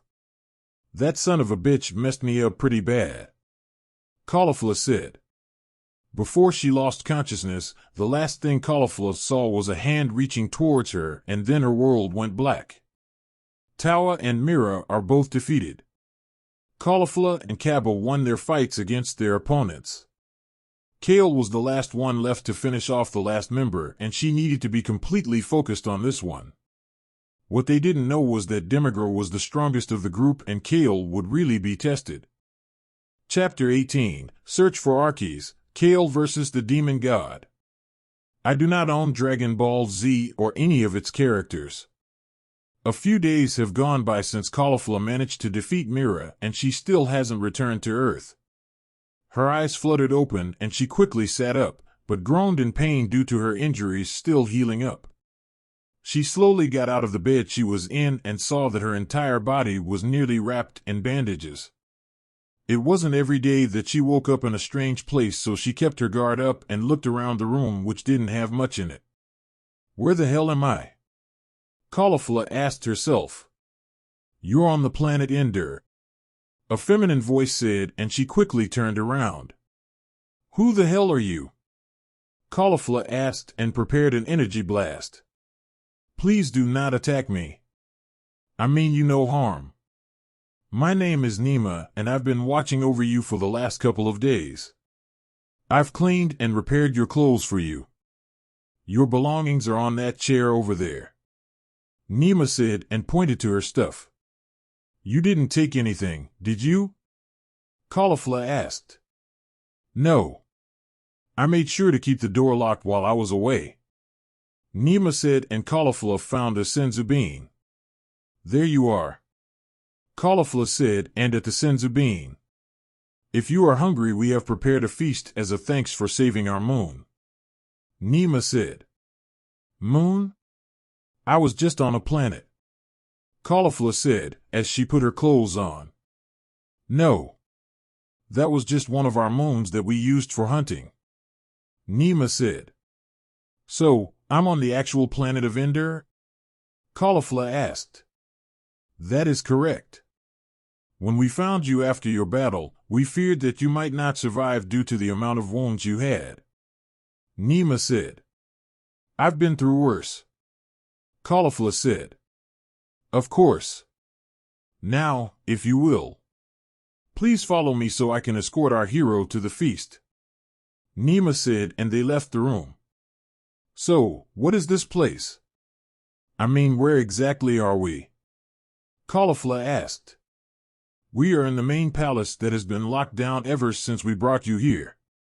Many of our kind have been trying to storm the palace in order to meet our savior, Nima said. Main palace, huh? I would have been fine with a normal house or something, Caulifla said. Our leader was the one who came up with the idea of putting you inside the palace. Our people tend to get a bit out of hand, and we didn't want to risk injuring you more or potentially killing you, Nima said, as they walked into the dining room. Whoa. Is all of this food for me? Caulifla asked. Yes. We know how Saiyans eat, and we made sure to prepare enough food to satisfy you, Nima said. How did you know I was a Saiyan? Caulifla asked. We have met a Saiyan before named Naruto, and he could also transform like you did. Do you know him? Nima asked. Yeah. He's sort of like a brother to me, I guess you could say, Caulifla said, and loud music started playing until someone walked into the room. Greetings, Saiyan. I am Urte, and I am the leader of planet Ender, Urte said. I'm Caulifla, Caulifla said. You're supposed to bow, Nima whispered. What? Caulifla asked. It is quite all right, Nima. Now, Caulifla, I'm sure you are starving after not eating for a few days. Come enjoy the feast that has been prepared for you, Urte said. Finally, Caulifla said, and started to dig into the food. Lady Urte, Caulifla knows Naruto, Nima said. Is that true? Urte asked. Yeah. He's like the annoying little brother I never wanted, but glad that I have, Caulifla said. Then will you please give this parcel to him? Urte asked and placed a box on the table. What is it? Caulifla asked. It is information I have gathered on the one known as Archies. Urte said, and Caulifla's eyes went wide. What? Caulifla asked. Yes. This planet was once taken over by his forces before Naruto along with Lord Kampa helped us in taking it back. The main planet is protected thanks to the Earth's Dragon Balls, and as thanks I offer to hand over any information I may find on Archies for him. This also details how many soldiers he has, his known locations, certain habits of his when he fights, and his 3 strongest bodyguards. You took out one of them during your fight. Urte said. Yeah. I don't think the others compare to Mira. He might be the strongest one. Caulifla said. He's not. Urte said. What? Did you not see what I went through? Caulifla asked. I did, and he's the second strongest. There is another named Demigra who would make Mira look like nothing more than an ant. He is known as the god of the demon realm. Urte said. Damn it. That means either Kale or Cabo will have to fight him. Caulifla said. If any of them are at the same level as you, then they stand no chance. Urte said. No. Kale is stronger than me. I don't know by how much, but I can just tell she surpassed me from the way she is now. Before she was shy and timid, then Naruto came along. After they got together she changed, started having more confidence in herself, and now that they have a child, I'm sure she'd do everything she can to get back her baby. If Kale has to fight him, then he's going to lose. Caulifla said. You have that much faith in your friend? Urte asked. She's not my friend. She's my sister, and I have the utmost faith in her that she can defeat him. If she doesn't and he kills her, then Demigra will have to face Naruto, who is the strongest god of destruction. Caulifla said. What happened to Lord Kampa? Urte asked. Archies killed him. He's been dead for some time now, and that's another reason why Naruto is after him. Caulifla said. Then that would explain Lord Kampa's lack of appearances here. Urte said, and Caulifla stood up. Thank you for the food, but is it okay if I left now? Caulifla asked. Of course. Give Lord Naruto my greetings. Urte said. I will. Caulifla said, and quickly left. Earth. So you're telling me it's that simple? Naruto asked, as he was talking to Bulma and holding his daughter. Yeah. She's a saiyan baby, so you'll need to feed her a lot more. Do that and she'll sleep longer.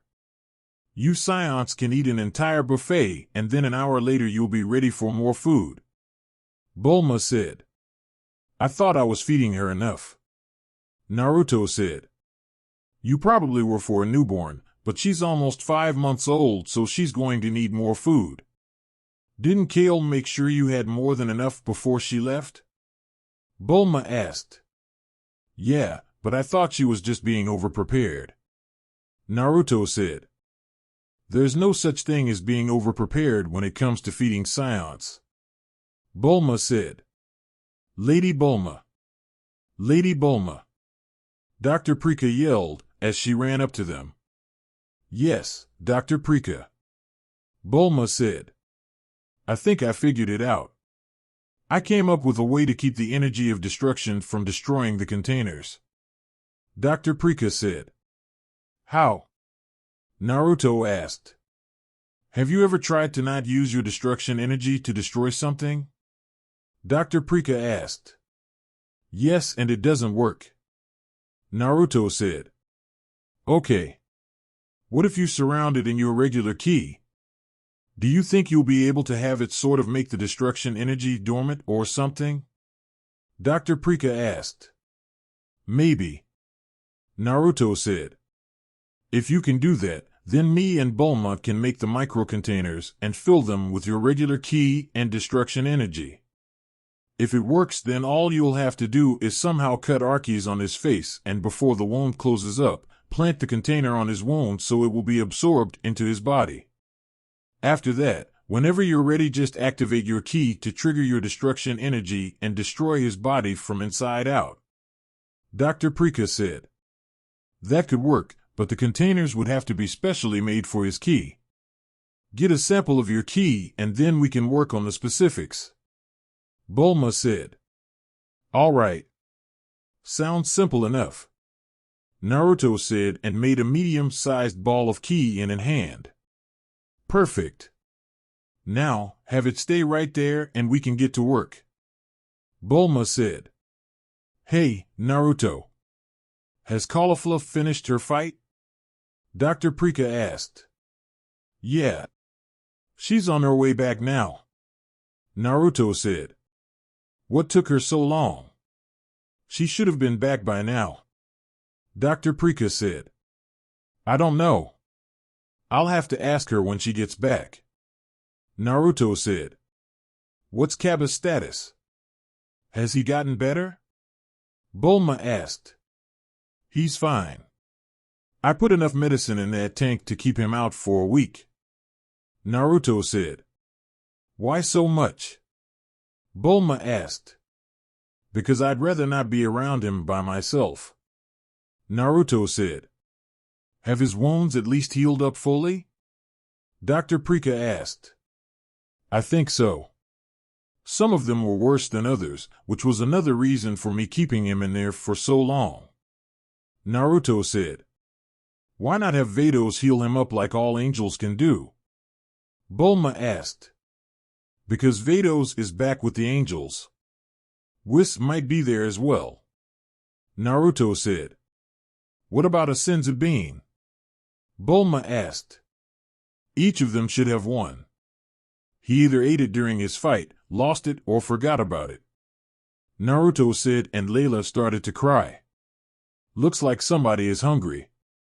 Bulma said, and Naruto sighed. I'll be back. Naruto said and flew away. Planet Christophsis. It's been a few days since Kale landed on planet Christophsis, and she has been evaluating the planet of everyone on the planet. It wasn't hard to do since the leader of the planet had a strange feeling that their time was coming to an end, but Kale assured them that she was there to help, but needed them to relocate at least to their moon, which they could survive on until the fight is over. It was a very beautiful planet covered in forests of turquoise crystals, and Kale could feel some strange energy coming from them.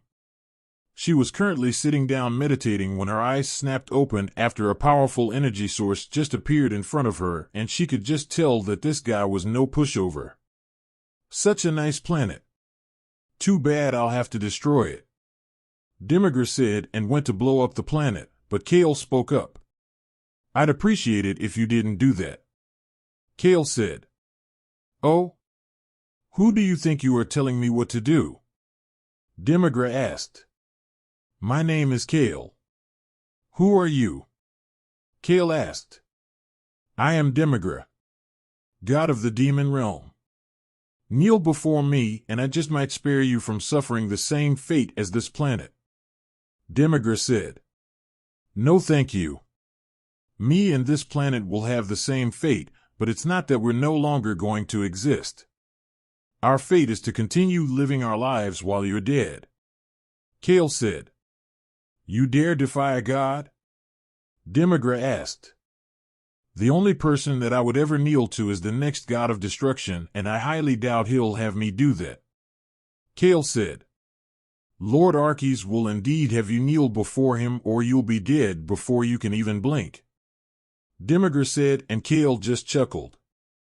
Arceus won't even be alive to become the next god of destruction. His time is coming, and both of you can say hi to each other in hell where you belong. Kale said. For that, I'm going to make your death slow and painful. Demigra said. As soon as Demigra finished talking, he flew at Kale aiming to punch her, but Kale met him halfway and their fists collided. Kale, thinking quickly, dropped her fist, making Demigra fall forward, and then gave him a quick uppercut followed by a roundhouse kick. Demigra went flying into some of the crystals, but he didn't break any of them, showing just how strong those crystals could withstand. Demigra removed himself from the crystal and wiped his face. His nose and lip were bleeding, and that didn't sit well for him. Demigra powered up a bit and instantly appeared behind Kale before he smacked her away with his staff. Demigra fired a powerful energy blast at Kale that made contact and exploded, making him smirk. That smirk only lasted a few seconds as Kale came flying out of the smoke unharmed and Demigra blocked a punch with his staff. Kale grabbed his staff at the end he blocked her punch with and slammed him into some crystals a few times before she managed to get the staff out of his hand. Demigra stood up and held out his hand for his staff to return to him, but as soon as it was close to him, Kale destroyed it with an energy blast. "What did you do?" Demigra asked. "I destroyed your staff. I can tell that thing would be annoying later in the fight, so I decided to get rid of it," Kale said. Demigra didn't say anything as he just powered up, causing everything around them to get destroyed, and despite the strong winds, Kale stood her ground. While Demigra was powering up, Kale was quietly powering up to match his power level, which led to her transforming into Super Saiyan 2, and Demigra just smirked. After they were finished powering up, both Demigra and Kale seemingly disappeared from sight. Shockwaves were appearing all over the crystal forest as the two fighters exchanged punches, kicks, and even headbutts. Demigra would occasionally throw in an energy blast and Kale would do the same. They separated and then went right back to fighting. Every time Kale connected on a punch or a kick, Demigra would respond with a punch or kick of his own. This went on until they both were heavily bruised and bleeding. Earth. Seems Kale started fighting, Naruto said as he was holding a sleeping Layla. "Really? Is she winning?" Bulma asked. "I can't tell thanks to that device she's wearing to hide her energy signature, but whoever she's fighting is stronger than whoever Caulifla and Kaba fought," Naruto said. "How can you tell?" Dr. Prika asked. "Because whoever she's fighting is just powered up and she'll have to jump right into her full-powered Super Saiyan 2 form," Naruto said. "That's pretty terrifying. Do you think she can win?" Dr. Prika asked. "Of course she'll win. She doesn't really have a choice," Naruto said. "How can you be so sure?" Dr. Prika asked. "If she didn't win, then she'd never be able to see Layla again. I mean, I could always revive her with the Dragon Balls, but we need to wait until the new set is done," Naruto said. "New set? What happened to the old ones?" Bulma asked. "After I used them to make the Earth undetectable and invisible to those with evil intentions, all of the Dragon Balls cracked. They're in the process of being remade to be identical to the Namekian Dragon Balls," Naruto said. "I thought you needed a Namekian to make the Dragon Balls." "Like a guardian," Bulma said. "There's a Namekian on Earth. He likes to wander around the forest and swim in the water. You'll get lucky if you meet him before you leave," Naruto said, and then a spaceship landed. "Who is that?" Bulma asked. "Kasa and Ruko. They live here as well and are spies that work for me, I guess," Naruto said. "How do you know they won't betray you?" Dr. Prika asked. "Because if we did, then we'd never be able to land on Earth or even find it. That and the food here is great," Kasa said. "Hey, you two look familiar. Do you know anybody named Chilai and Limo?" Bulma asked. "Never heard of them," Ruko said. "Huh. I guess universes 6 and 7 are identical," Bulma said. "Really? Do you have people that look like us?" Kasa asked. "Yeah, and I mean they look exactly like you," Bulma said. "Hey, boss man. After this entire situation is over, we need to go to Universe 7, Kasa said. "Sure, whatever. Anyway, what did the two of you find?" Naruto asked. "Oh. This is good. Arceus has been on planet Arda, as you know, But soon he's going to start looking for you. Ruko said. You went to planet Arda? Naruto asked. It was her idea. Ruko said, and he looked at Kasa. Snitch. Anyway, apparently he's pretty angry that none of his spies are able to locate any of us, and he's tired of waiting. He wants the Super Dragon Balls, but he doesn't want to risk going into Universe 7 to find them, and with the Namekian Dragon Balls being turned into stone, he's out of luck since he can't find Earth. Kasa said. Even if he did find Earth, the Dragon Balls aren't of use to anyone right now. What does he want the Dragon Balls for anyway? Naruto asked. He wants the Dragon Balls so he can find you and finally fight you. He's getting a bit anxious and it's starting to drive him crazy. Ruko said. He's on planet Arda. Is there anyone on that planet who you think would like to come to Earth? I want to piss him off a bit, and what better way than destroying his planet? Naruto said. Everyone that opposes him has burrowed underground and they are scared to even come up to the surface. Everyone else is on his side. Ruko said. If you had to guess, how many people are underground? Naruto asked, and they thought about it. Perhaps a couple hundred. No more than 1,000. Kasa said. Prika, how much space is left in the area the Saiyans built? Naruto asked. It's pretty much an entirely new city. We're waiting for the name to be decided, but there's more than enough space for 1,000 people. Before you ask, no, they didn't tear down a forest and kill wildlife just to make the city. They flew around until they located an abandoned city and rebuilt it. I voted for the name Sadala City. Then you do have those who chose to stay in the countryside as well, so there's plenty of space for them if they aren't ready to interact with the humans on this planet yet. Dr. Prika said. Great. Vados. Naruto yelled and Vados appeared. Yes, my lord. Vados said. Don't call me that. I need to get to planet Arda, but underground. Naruto said. Isn't that where Arceus is staying? Vados asked. Yes. Naruto said. He's not there right now. Kasa said. How do you know? Naruto asked. We placed a tracking device and a hidden camera on his personal ship. We've been tracking him and he's about a week away from his planet. Kasa said and showed them the device tracking his ship. How long would it take you to get there?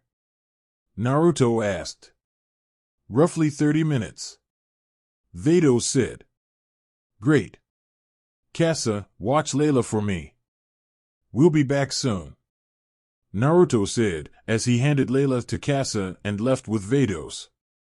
Why are you always the one he chooses to watch Layla? Ruko asked. Didn't you faint when she had a dirty diaper? Kasa asked. Point taken. Ruko said and started to fly away. Wait. Where are you going? Kasa asked. To get me some food. Space food is disgusting. Ruko said. Bring me some back. Kasa said. You got it. Ruko said and flew away. Why didn't you just go with him? Bulma asked.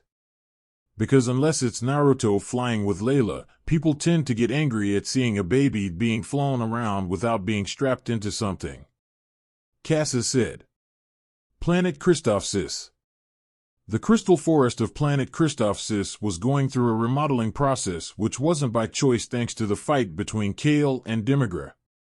Kale was now in her Super Saiyan 3 form and she had the edge in the fight with Demigra right now. Kale blasted him away and then flew right at him as he prepared to counter her next attack, but she just vanished from sight. Demigra was so focused on an attack from behind that he didn't see the energy blast coming from above him that connected, sending him to the ground. He looked up and Kale was right in front of his face. He head-butted her and then blasted her away while she was still stunned. He flew at her and punched her away into a pile of broken crystals followed by a strong energy blast. He was surprised that she got up and didn't even seem affected by the attack. He decided to up pace a bit and powered up some more, then appeared right in front of her. He went for a quick jab, but Kale slapped his fist away like it was nothing and kicked him away. Kale wasted no time in capitalizing on her previous attack and brought her right hand back, charged a green energy sphere, and then waved her hand forward, firing several, compact, powerful energy sphere bullets that followed Demigr's movements, inflicting considerable damage to him. Demigr managed to stand back up and fly into the air only for Kale to appear above him before she kicked him back into the ground, creating a small crater. Demigr laid there for a bit before he finally stood up and looked at Kale before he let out a dark chuckle. "What's so funny?" Kale asked. "I never would have thought I'd be pushed to use my transformations by a mortal, but I never expected you to be a scion that can transform," Demigr said. "Scions have evolved," Kale said. "I think it's only fitting that I show you my power before I finally kill you," Demigr said. Demigr was soon surrounded by dark energy, and the entire planet started to shake almost as if it was scared of his power. Demigr powered up while Ka did the same, and then his body started to change. Demigr transformed into a large blue monstrous form resembling a demonic dragon, and his hair grew down to his back. He has also grown huge black horns on both his shoulders and head. While Kale was now at her full power Super Saiyan 3 form, Demigr's newfound power easily dwarfed hers, and she knew she would have to transform yet again. This was Demigr's demon god form, and those in the demon realm called it his true form. Before she could even begin to transform, Demigr appeared in front of her and punched her in the stomach before grabbing her by the face. "I hope you're ready to die," Demigr said, and threw her away. "His power is incredible. For something so big, I'm barely able to see him move," Kale thought. She was broken out of her thoughts when Demigr grabbed her leg and slammed her into the ground, making her grunt in pain. Demigr wasn't done yet because he held Kale upside down by her ankle and punched her in the gut multiple times until she started to bruise.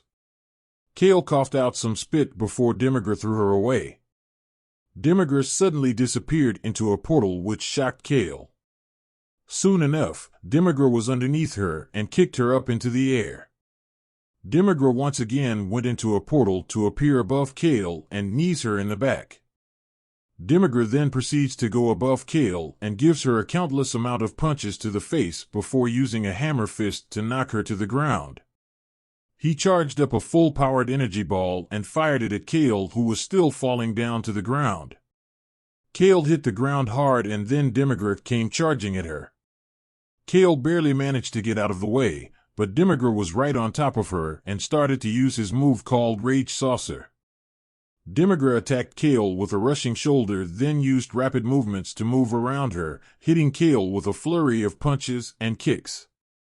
Demigr finished his assault by creating multiple wormholes and forming ethereal staffs reminiscent of his own staff that Kale broke.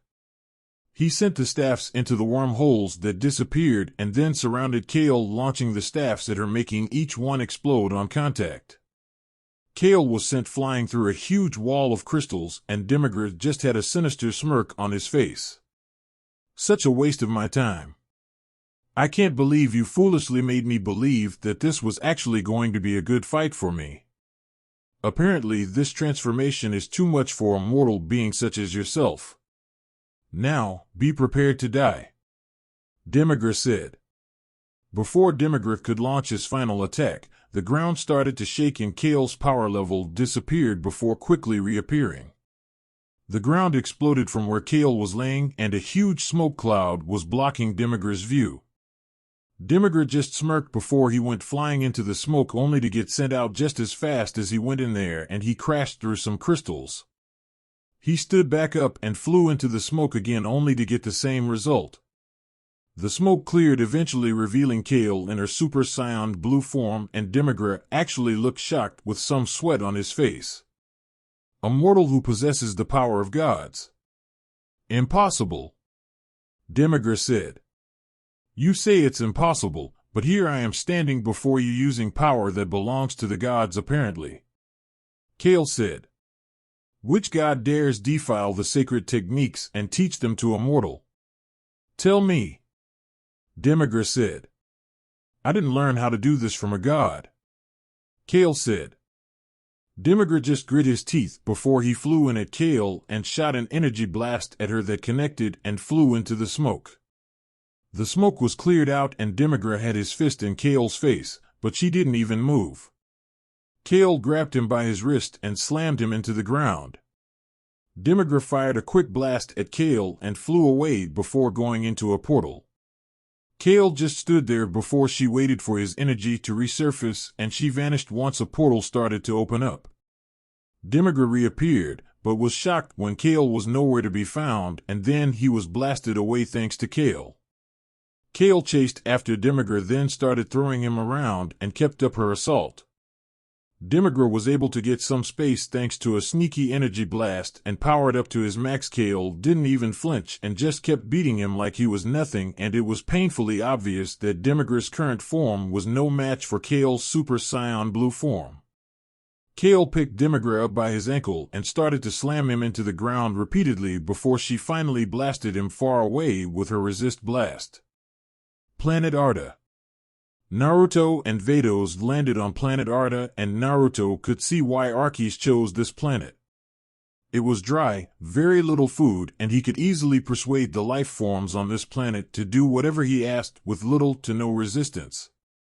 They walked around for a bit until they saw a short humanoid figure tap a certain way on a rock that moved, revealing an entrance. Naruto went to the rock and copied the same knocking pattern, making the doorway open. He walked with Vados following him, and they reached an underground society that Casa was talking about, and the inhabitants looked like they were struggling for food. Naruto cleared his throat, making everyone look at him in fear since he was never seen around here before, and they huddled into each other. I come in peace, Naruto said. Very cliché, my lord. Vados said. Will you stop calling me that? Besides, I didn't see you coming up with anything better. Naruto said. Who are you? A male voice asked. Oh. I'm Naruto, and this is Vados. Naruto said. Greetings. Vados said and bowed. Does anybody here recognize the names Casa or Ruko? Naruto asked. Yes. They lived here once upon a time after they betrayed Arceus. They were terrified that they'd get us discovered, so they fled, and we've never seen them again. An elderly voice said. Are they all right? A different voice asked. They're perfectly fine. They told me about this civilization, and since I hate Arceus as much as you all do, I figured I'd give you all a chance to leave here. I plan on blowing this planet up to piss off Arceus, and I'm giving you all a chance to come live on planet Earth. Naruto said. It's impossible. Planet Earth was destroyed years ago. The same old man from earlier said. Actually, it's not. It has been restored, and it is flourishing with life. Vados said and showed them Earth on her staff. What's the catch? Are we going to be your slaves? A voice asked. No. Planet Earth is peaceful since I watch over it, and it has plenty of food. You're not the only life forms from a different planet to live there.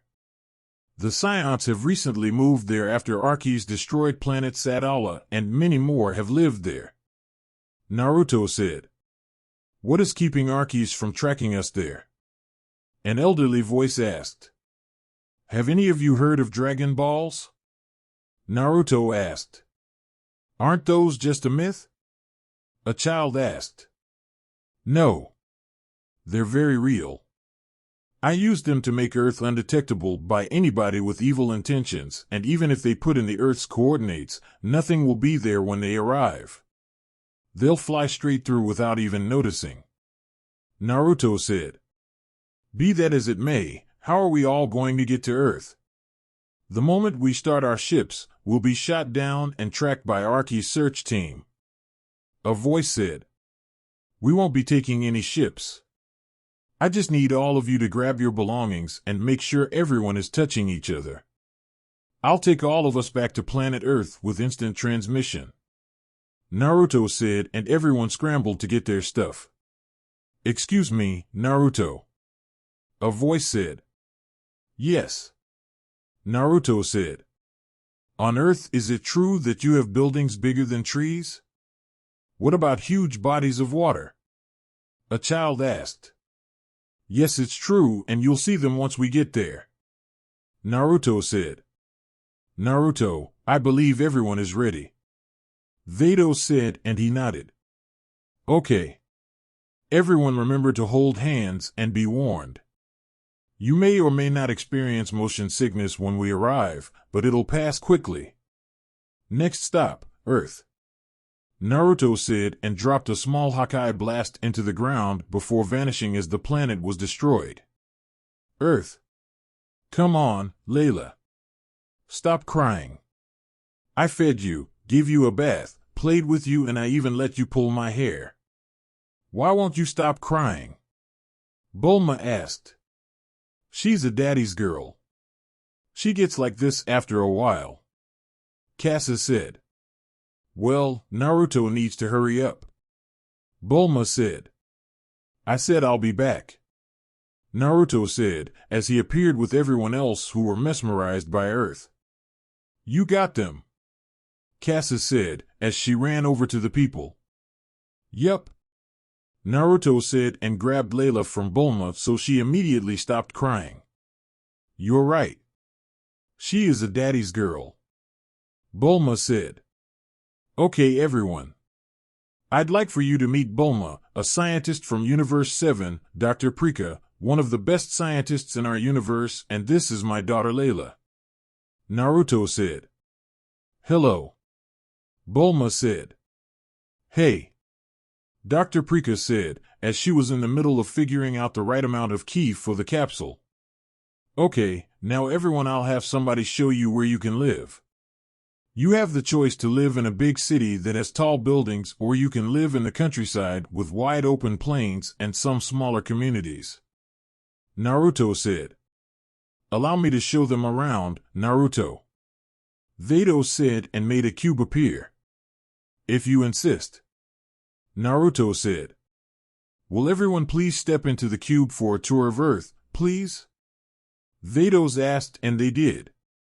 "Here," Naruto said, and tossed a capsule that opened inside the cube, revealing a huge amount of food. "I shall be back.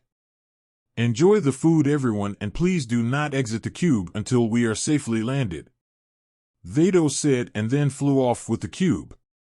"For a god of destruction, you really aren't destroying a lot of things," Bulma said.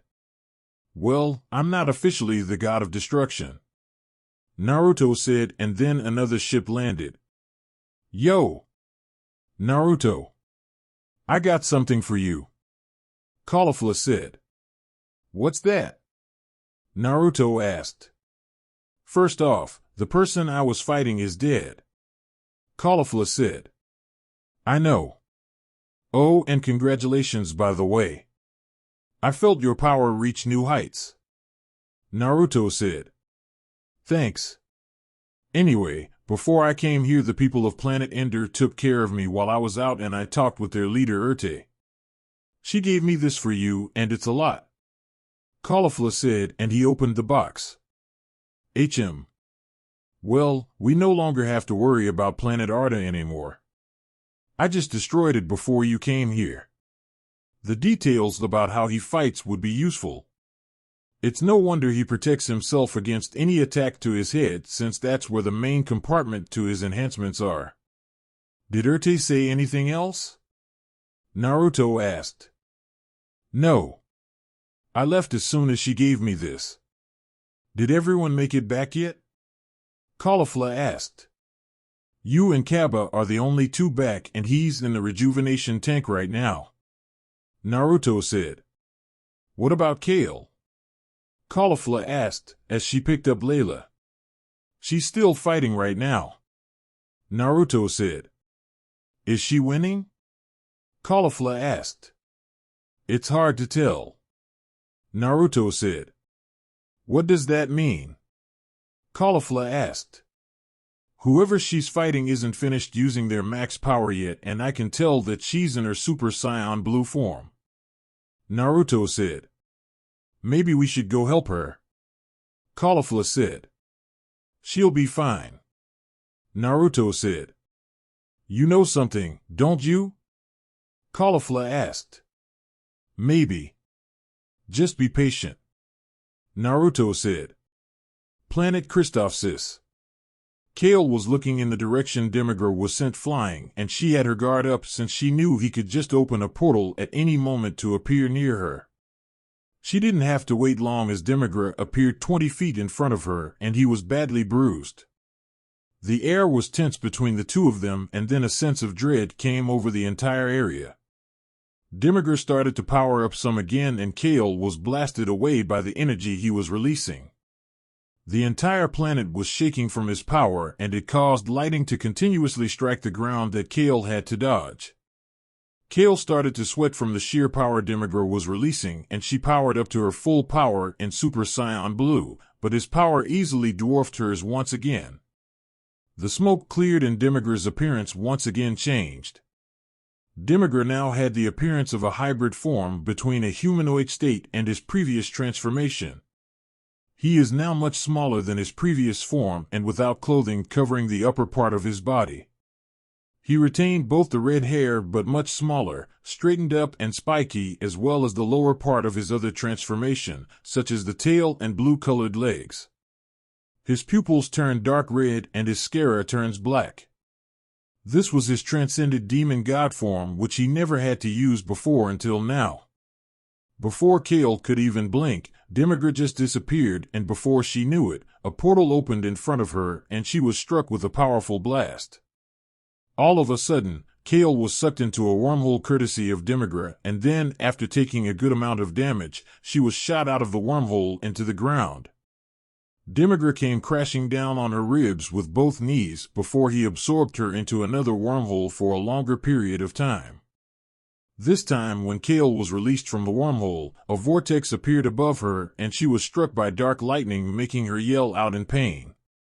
Kale stood up on wobbly legs, but Demigra started to disappear into multiple wormholes, reappearing all over the places, striking her with multiple attacks, and then connected with a powerful boiling fist after he covered himself in a nova-like aura that connected, sending her flying away. Demigra slowly walked over to Kale, who was breathing heavily, and stomped on her head, trying to crack her skull. Demigra absorbed Kale into another wormhole before she was launched out of it, but instead of hitting the ground, Kale was just absorbed into multiple wormholes about 10 times until Demigra finally ended his assault with one more vortex of dark lightning. Kale crashed hard on the ground and Demigra just stared at the rubble in which she was underneath. "Mama," a cheery voice said. "Huh," Kale said. "Mama," the same voice said, and Kale turned her head to see an older version of Layla. "Layla," Kale thought. "Bye-bye, Mama," Layla said, and then the crystal cracked. "No.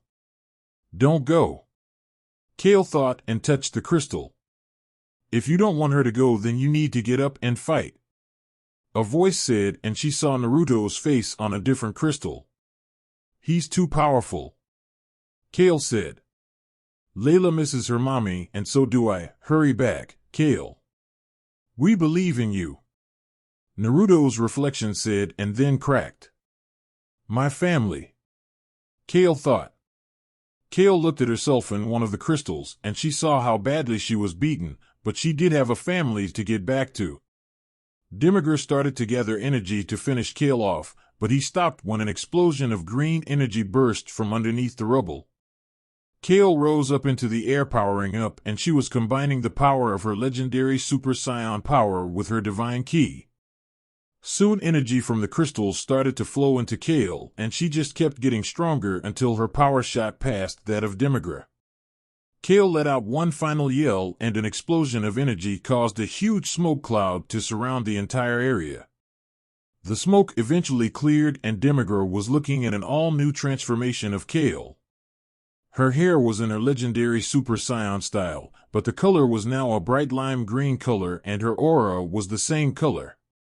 Demigra grit his teeth and sucked Kale into a wormhole, but imagine his surprise when Kale came out of her own pocket dimension and kicked him in the face. That one kick felt like he was just hit 1,000 times at once, but that was just her body vibrating at an extreme rate thanks to her new form. Kale disappeared from view and chased Demigra all around the forest while savagely beating him. Demigra was trying his best to fight her off and barely managed to kick her away before summoning 3 small energy black holes around him that began firing powerful energy blasts at her. Kale flew around all of the energy blasts before she stopped and just knocked them away. Demigra flew at her while firing energy blasts at Kale that just went through her when she flared her aura, and he followed it up with a dark energy blast. Kale just caught his attack and threw it back at him, causing significant damage. Kale flew into the smoke and punched Demigra in the chest. Kale used the God Bind technique on Demigra so he couldn't move, then followed it up with a punch to the face, a knee to his sternum, and then an overhead hammer fist that sent him flying towards the ground. Just before Demigra hit the ground, Kale appeared from her own pocket dimension again, kicked him up into the air, teleported above him, and blasted him to the ground with her blaster stream. Demigra blew away the smoke as he let out a yell and powered up as much as he could. Demigra flew at Kale, but she just appeared in front of him and he barely got his guard up to block her kick. He wasn't quick enough to block the second one that sent him flying away. He recovered and sent a full-powered blast at Kale, which she just flew around before giving him a powerful punch to the face. Demigra sent small energy blasts at Kale, which she easily avoided before giving him an uppercut followed by 2 punches to the stomach and 1 more kick to the head. Kale flew after him and kept on punching him repeatedly in the stomach before striking him in the face a couple of times. She gave him 1 more punch to the gut before jumping back and flaring her aura. She flew at him, then blasted him away before using her pocket dimension to catch up to her, then giving her 1 more energy-enhanced punch to his stomach that surrounded him in her own energy. She crossed her arms and then let out a powerful yell as she lifted them, causing the aura around him to lift him in the air before exploding. Kale jumped back and gathered a green ball of energy in front of her. Demigra had no idea what was going on, but soon found out. Kale fired the attack by pushing her hands forward, unleashing a powerful green energy watched on as Demigra's body was vaporized by her attack. Kale powered down and collapsed onto her back with a tired smile on her face. "I did it. I'm coming home, Layla," Kale said, and then somebody appeared next to her. "How about you come with me instead?" a voice asked. "Who are you?" Kale asked, as she stood up only to get blasted to the ground. "I'm Arceus and you're now my slave," Arceus said, and then he was kicked away. "Come on, Kale," Naruto said and left via instant transmission. "Who's there?" Arceus yelled, and when nobody responded he let off a powerful yell, then destroyed everything around him. "Earth." Naruto reappeared on Earth with Kale and immediately gave her a senzu bean. She was unconscious from the attack Arceus hit her with, but she was waking up now and Naruto was standing over her, so she gave him a big hug. "You saved me?" Kale asked. "Yeah. I felt Arceus show up after you won, so I showed and grabbed you before he could," Naruto said. "Where's my baby?" Kale asked. "Right here," Casa said and handed Layla to Kale. "She's the reason I found the strength to keep fighting," Kale said. "What happened?" Naruto asked. "I don't know. I was about to lose, but I saw an older version of her in the crystals and she was calling me Mama. Your face was there as well and you told me that you believed in me and that I should hurry up because both of you missed me," Kale said. "The crystals of planet Christophsis have a strange power about them and they were rumored to show people the thing they wanted the most in life. Yours was with your family and it gave you the strength to continue fighting. You pushed through your limits and broke your shell. I'm proud of you." Naruto said, and she smiled. Thank you. Kale said. Kale. Caulifla yelled as she flew over to her and gave her a big hug while not squishing Layla. Where's Kaba? Kale asked. He's still in the rejuvenation tank. He should be out pretty soon. Oh, and check it out. Caulifla said and transformed into her new Super Saiyan Blue 2. She couldn't wait to show you that. Naruto said. I call it Super Saiyan Blue 2. I'm still trying to come up with a better name for it. Pretty awesome, right? Caulifla asked. It is. I also changed. Kale said and gave Naruto Layla before transforming into her new form. Whoa. That's awesome. Caulifla said. Watch this. Kale said and entered her own pocket dimension before reappearing. How did you do that? Caulifla asked.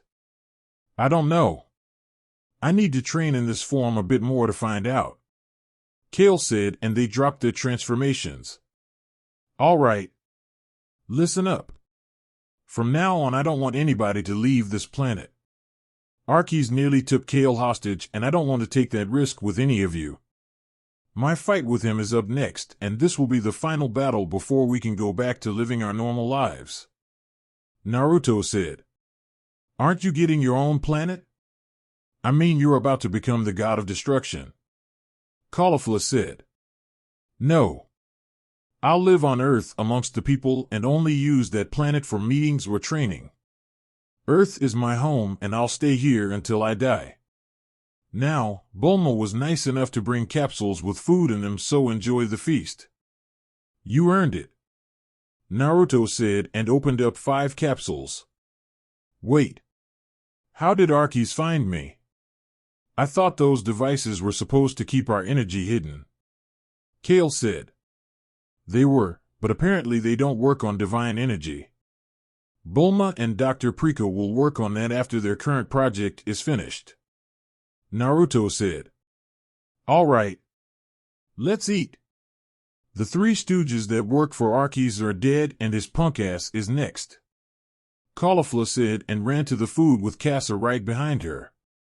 She'll never change. Naruto said. She wouldn't be Caulifla if she did. Kale said.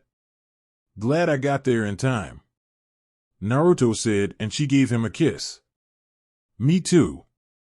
When are you going to fight Archies? Kale asked. As soon as Bulma and Dr. Preeka finish with their project. I'm tracking his ship thanks to Casa and Ruko. Plus I know his key signature now, so I can just teleport to him. Naruto said. I know you can beat him. I believe in you. Kale said. What next? I mean, after all of this. What would you like to do? Naruto asked. I have to see you get introduced as the official god of destruction, and I don't know. Maybe I can become your Supreme Kai or something. If I can't do that, then we do have a daughter, so I'll stop fighting and focus on her. Kale said. The simple life. Sounds like a plan. Naruto said, and she gave him a kiss. I love you, Naruto. Kale said. I love you too, Kale. Naruto said. They just sat underneath a tree with Layla, who was just making loud noises and making her parents smile.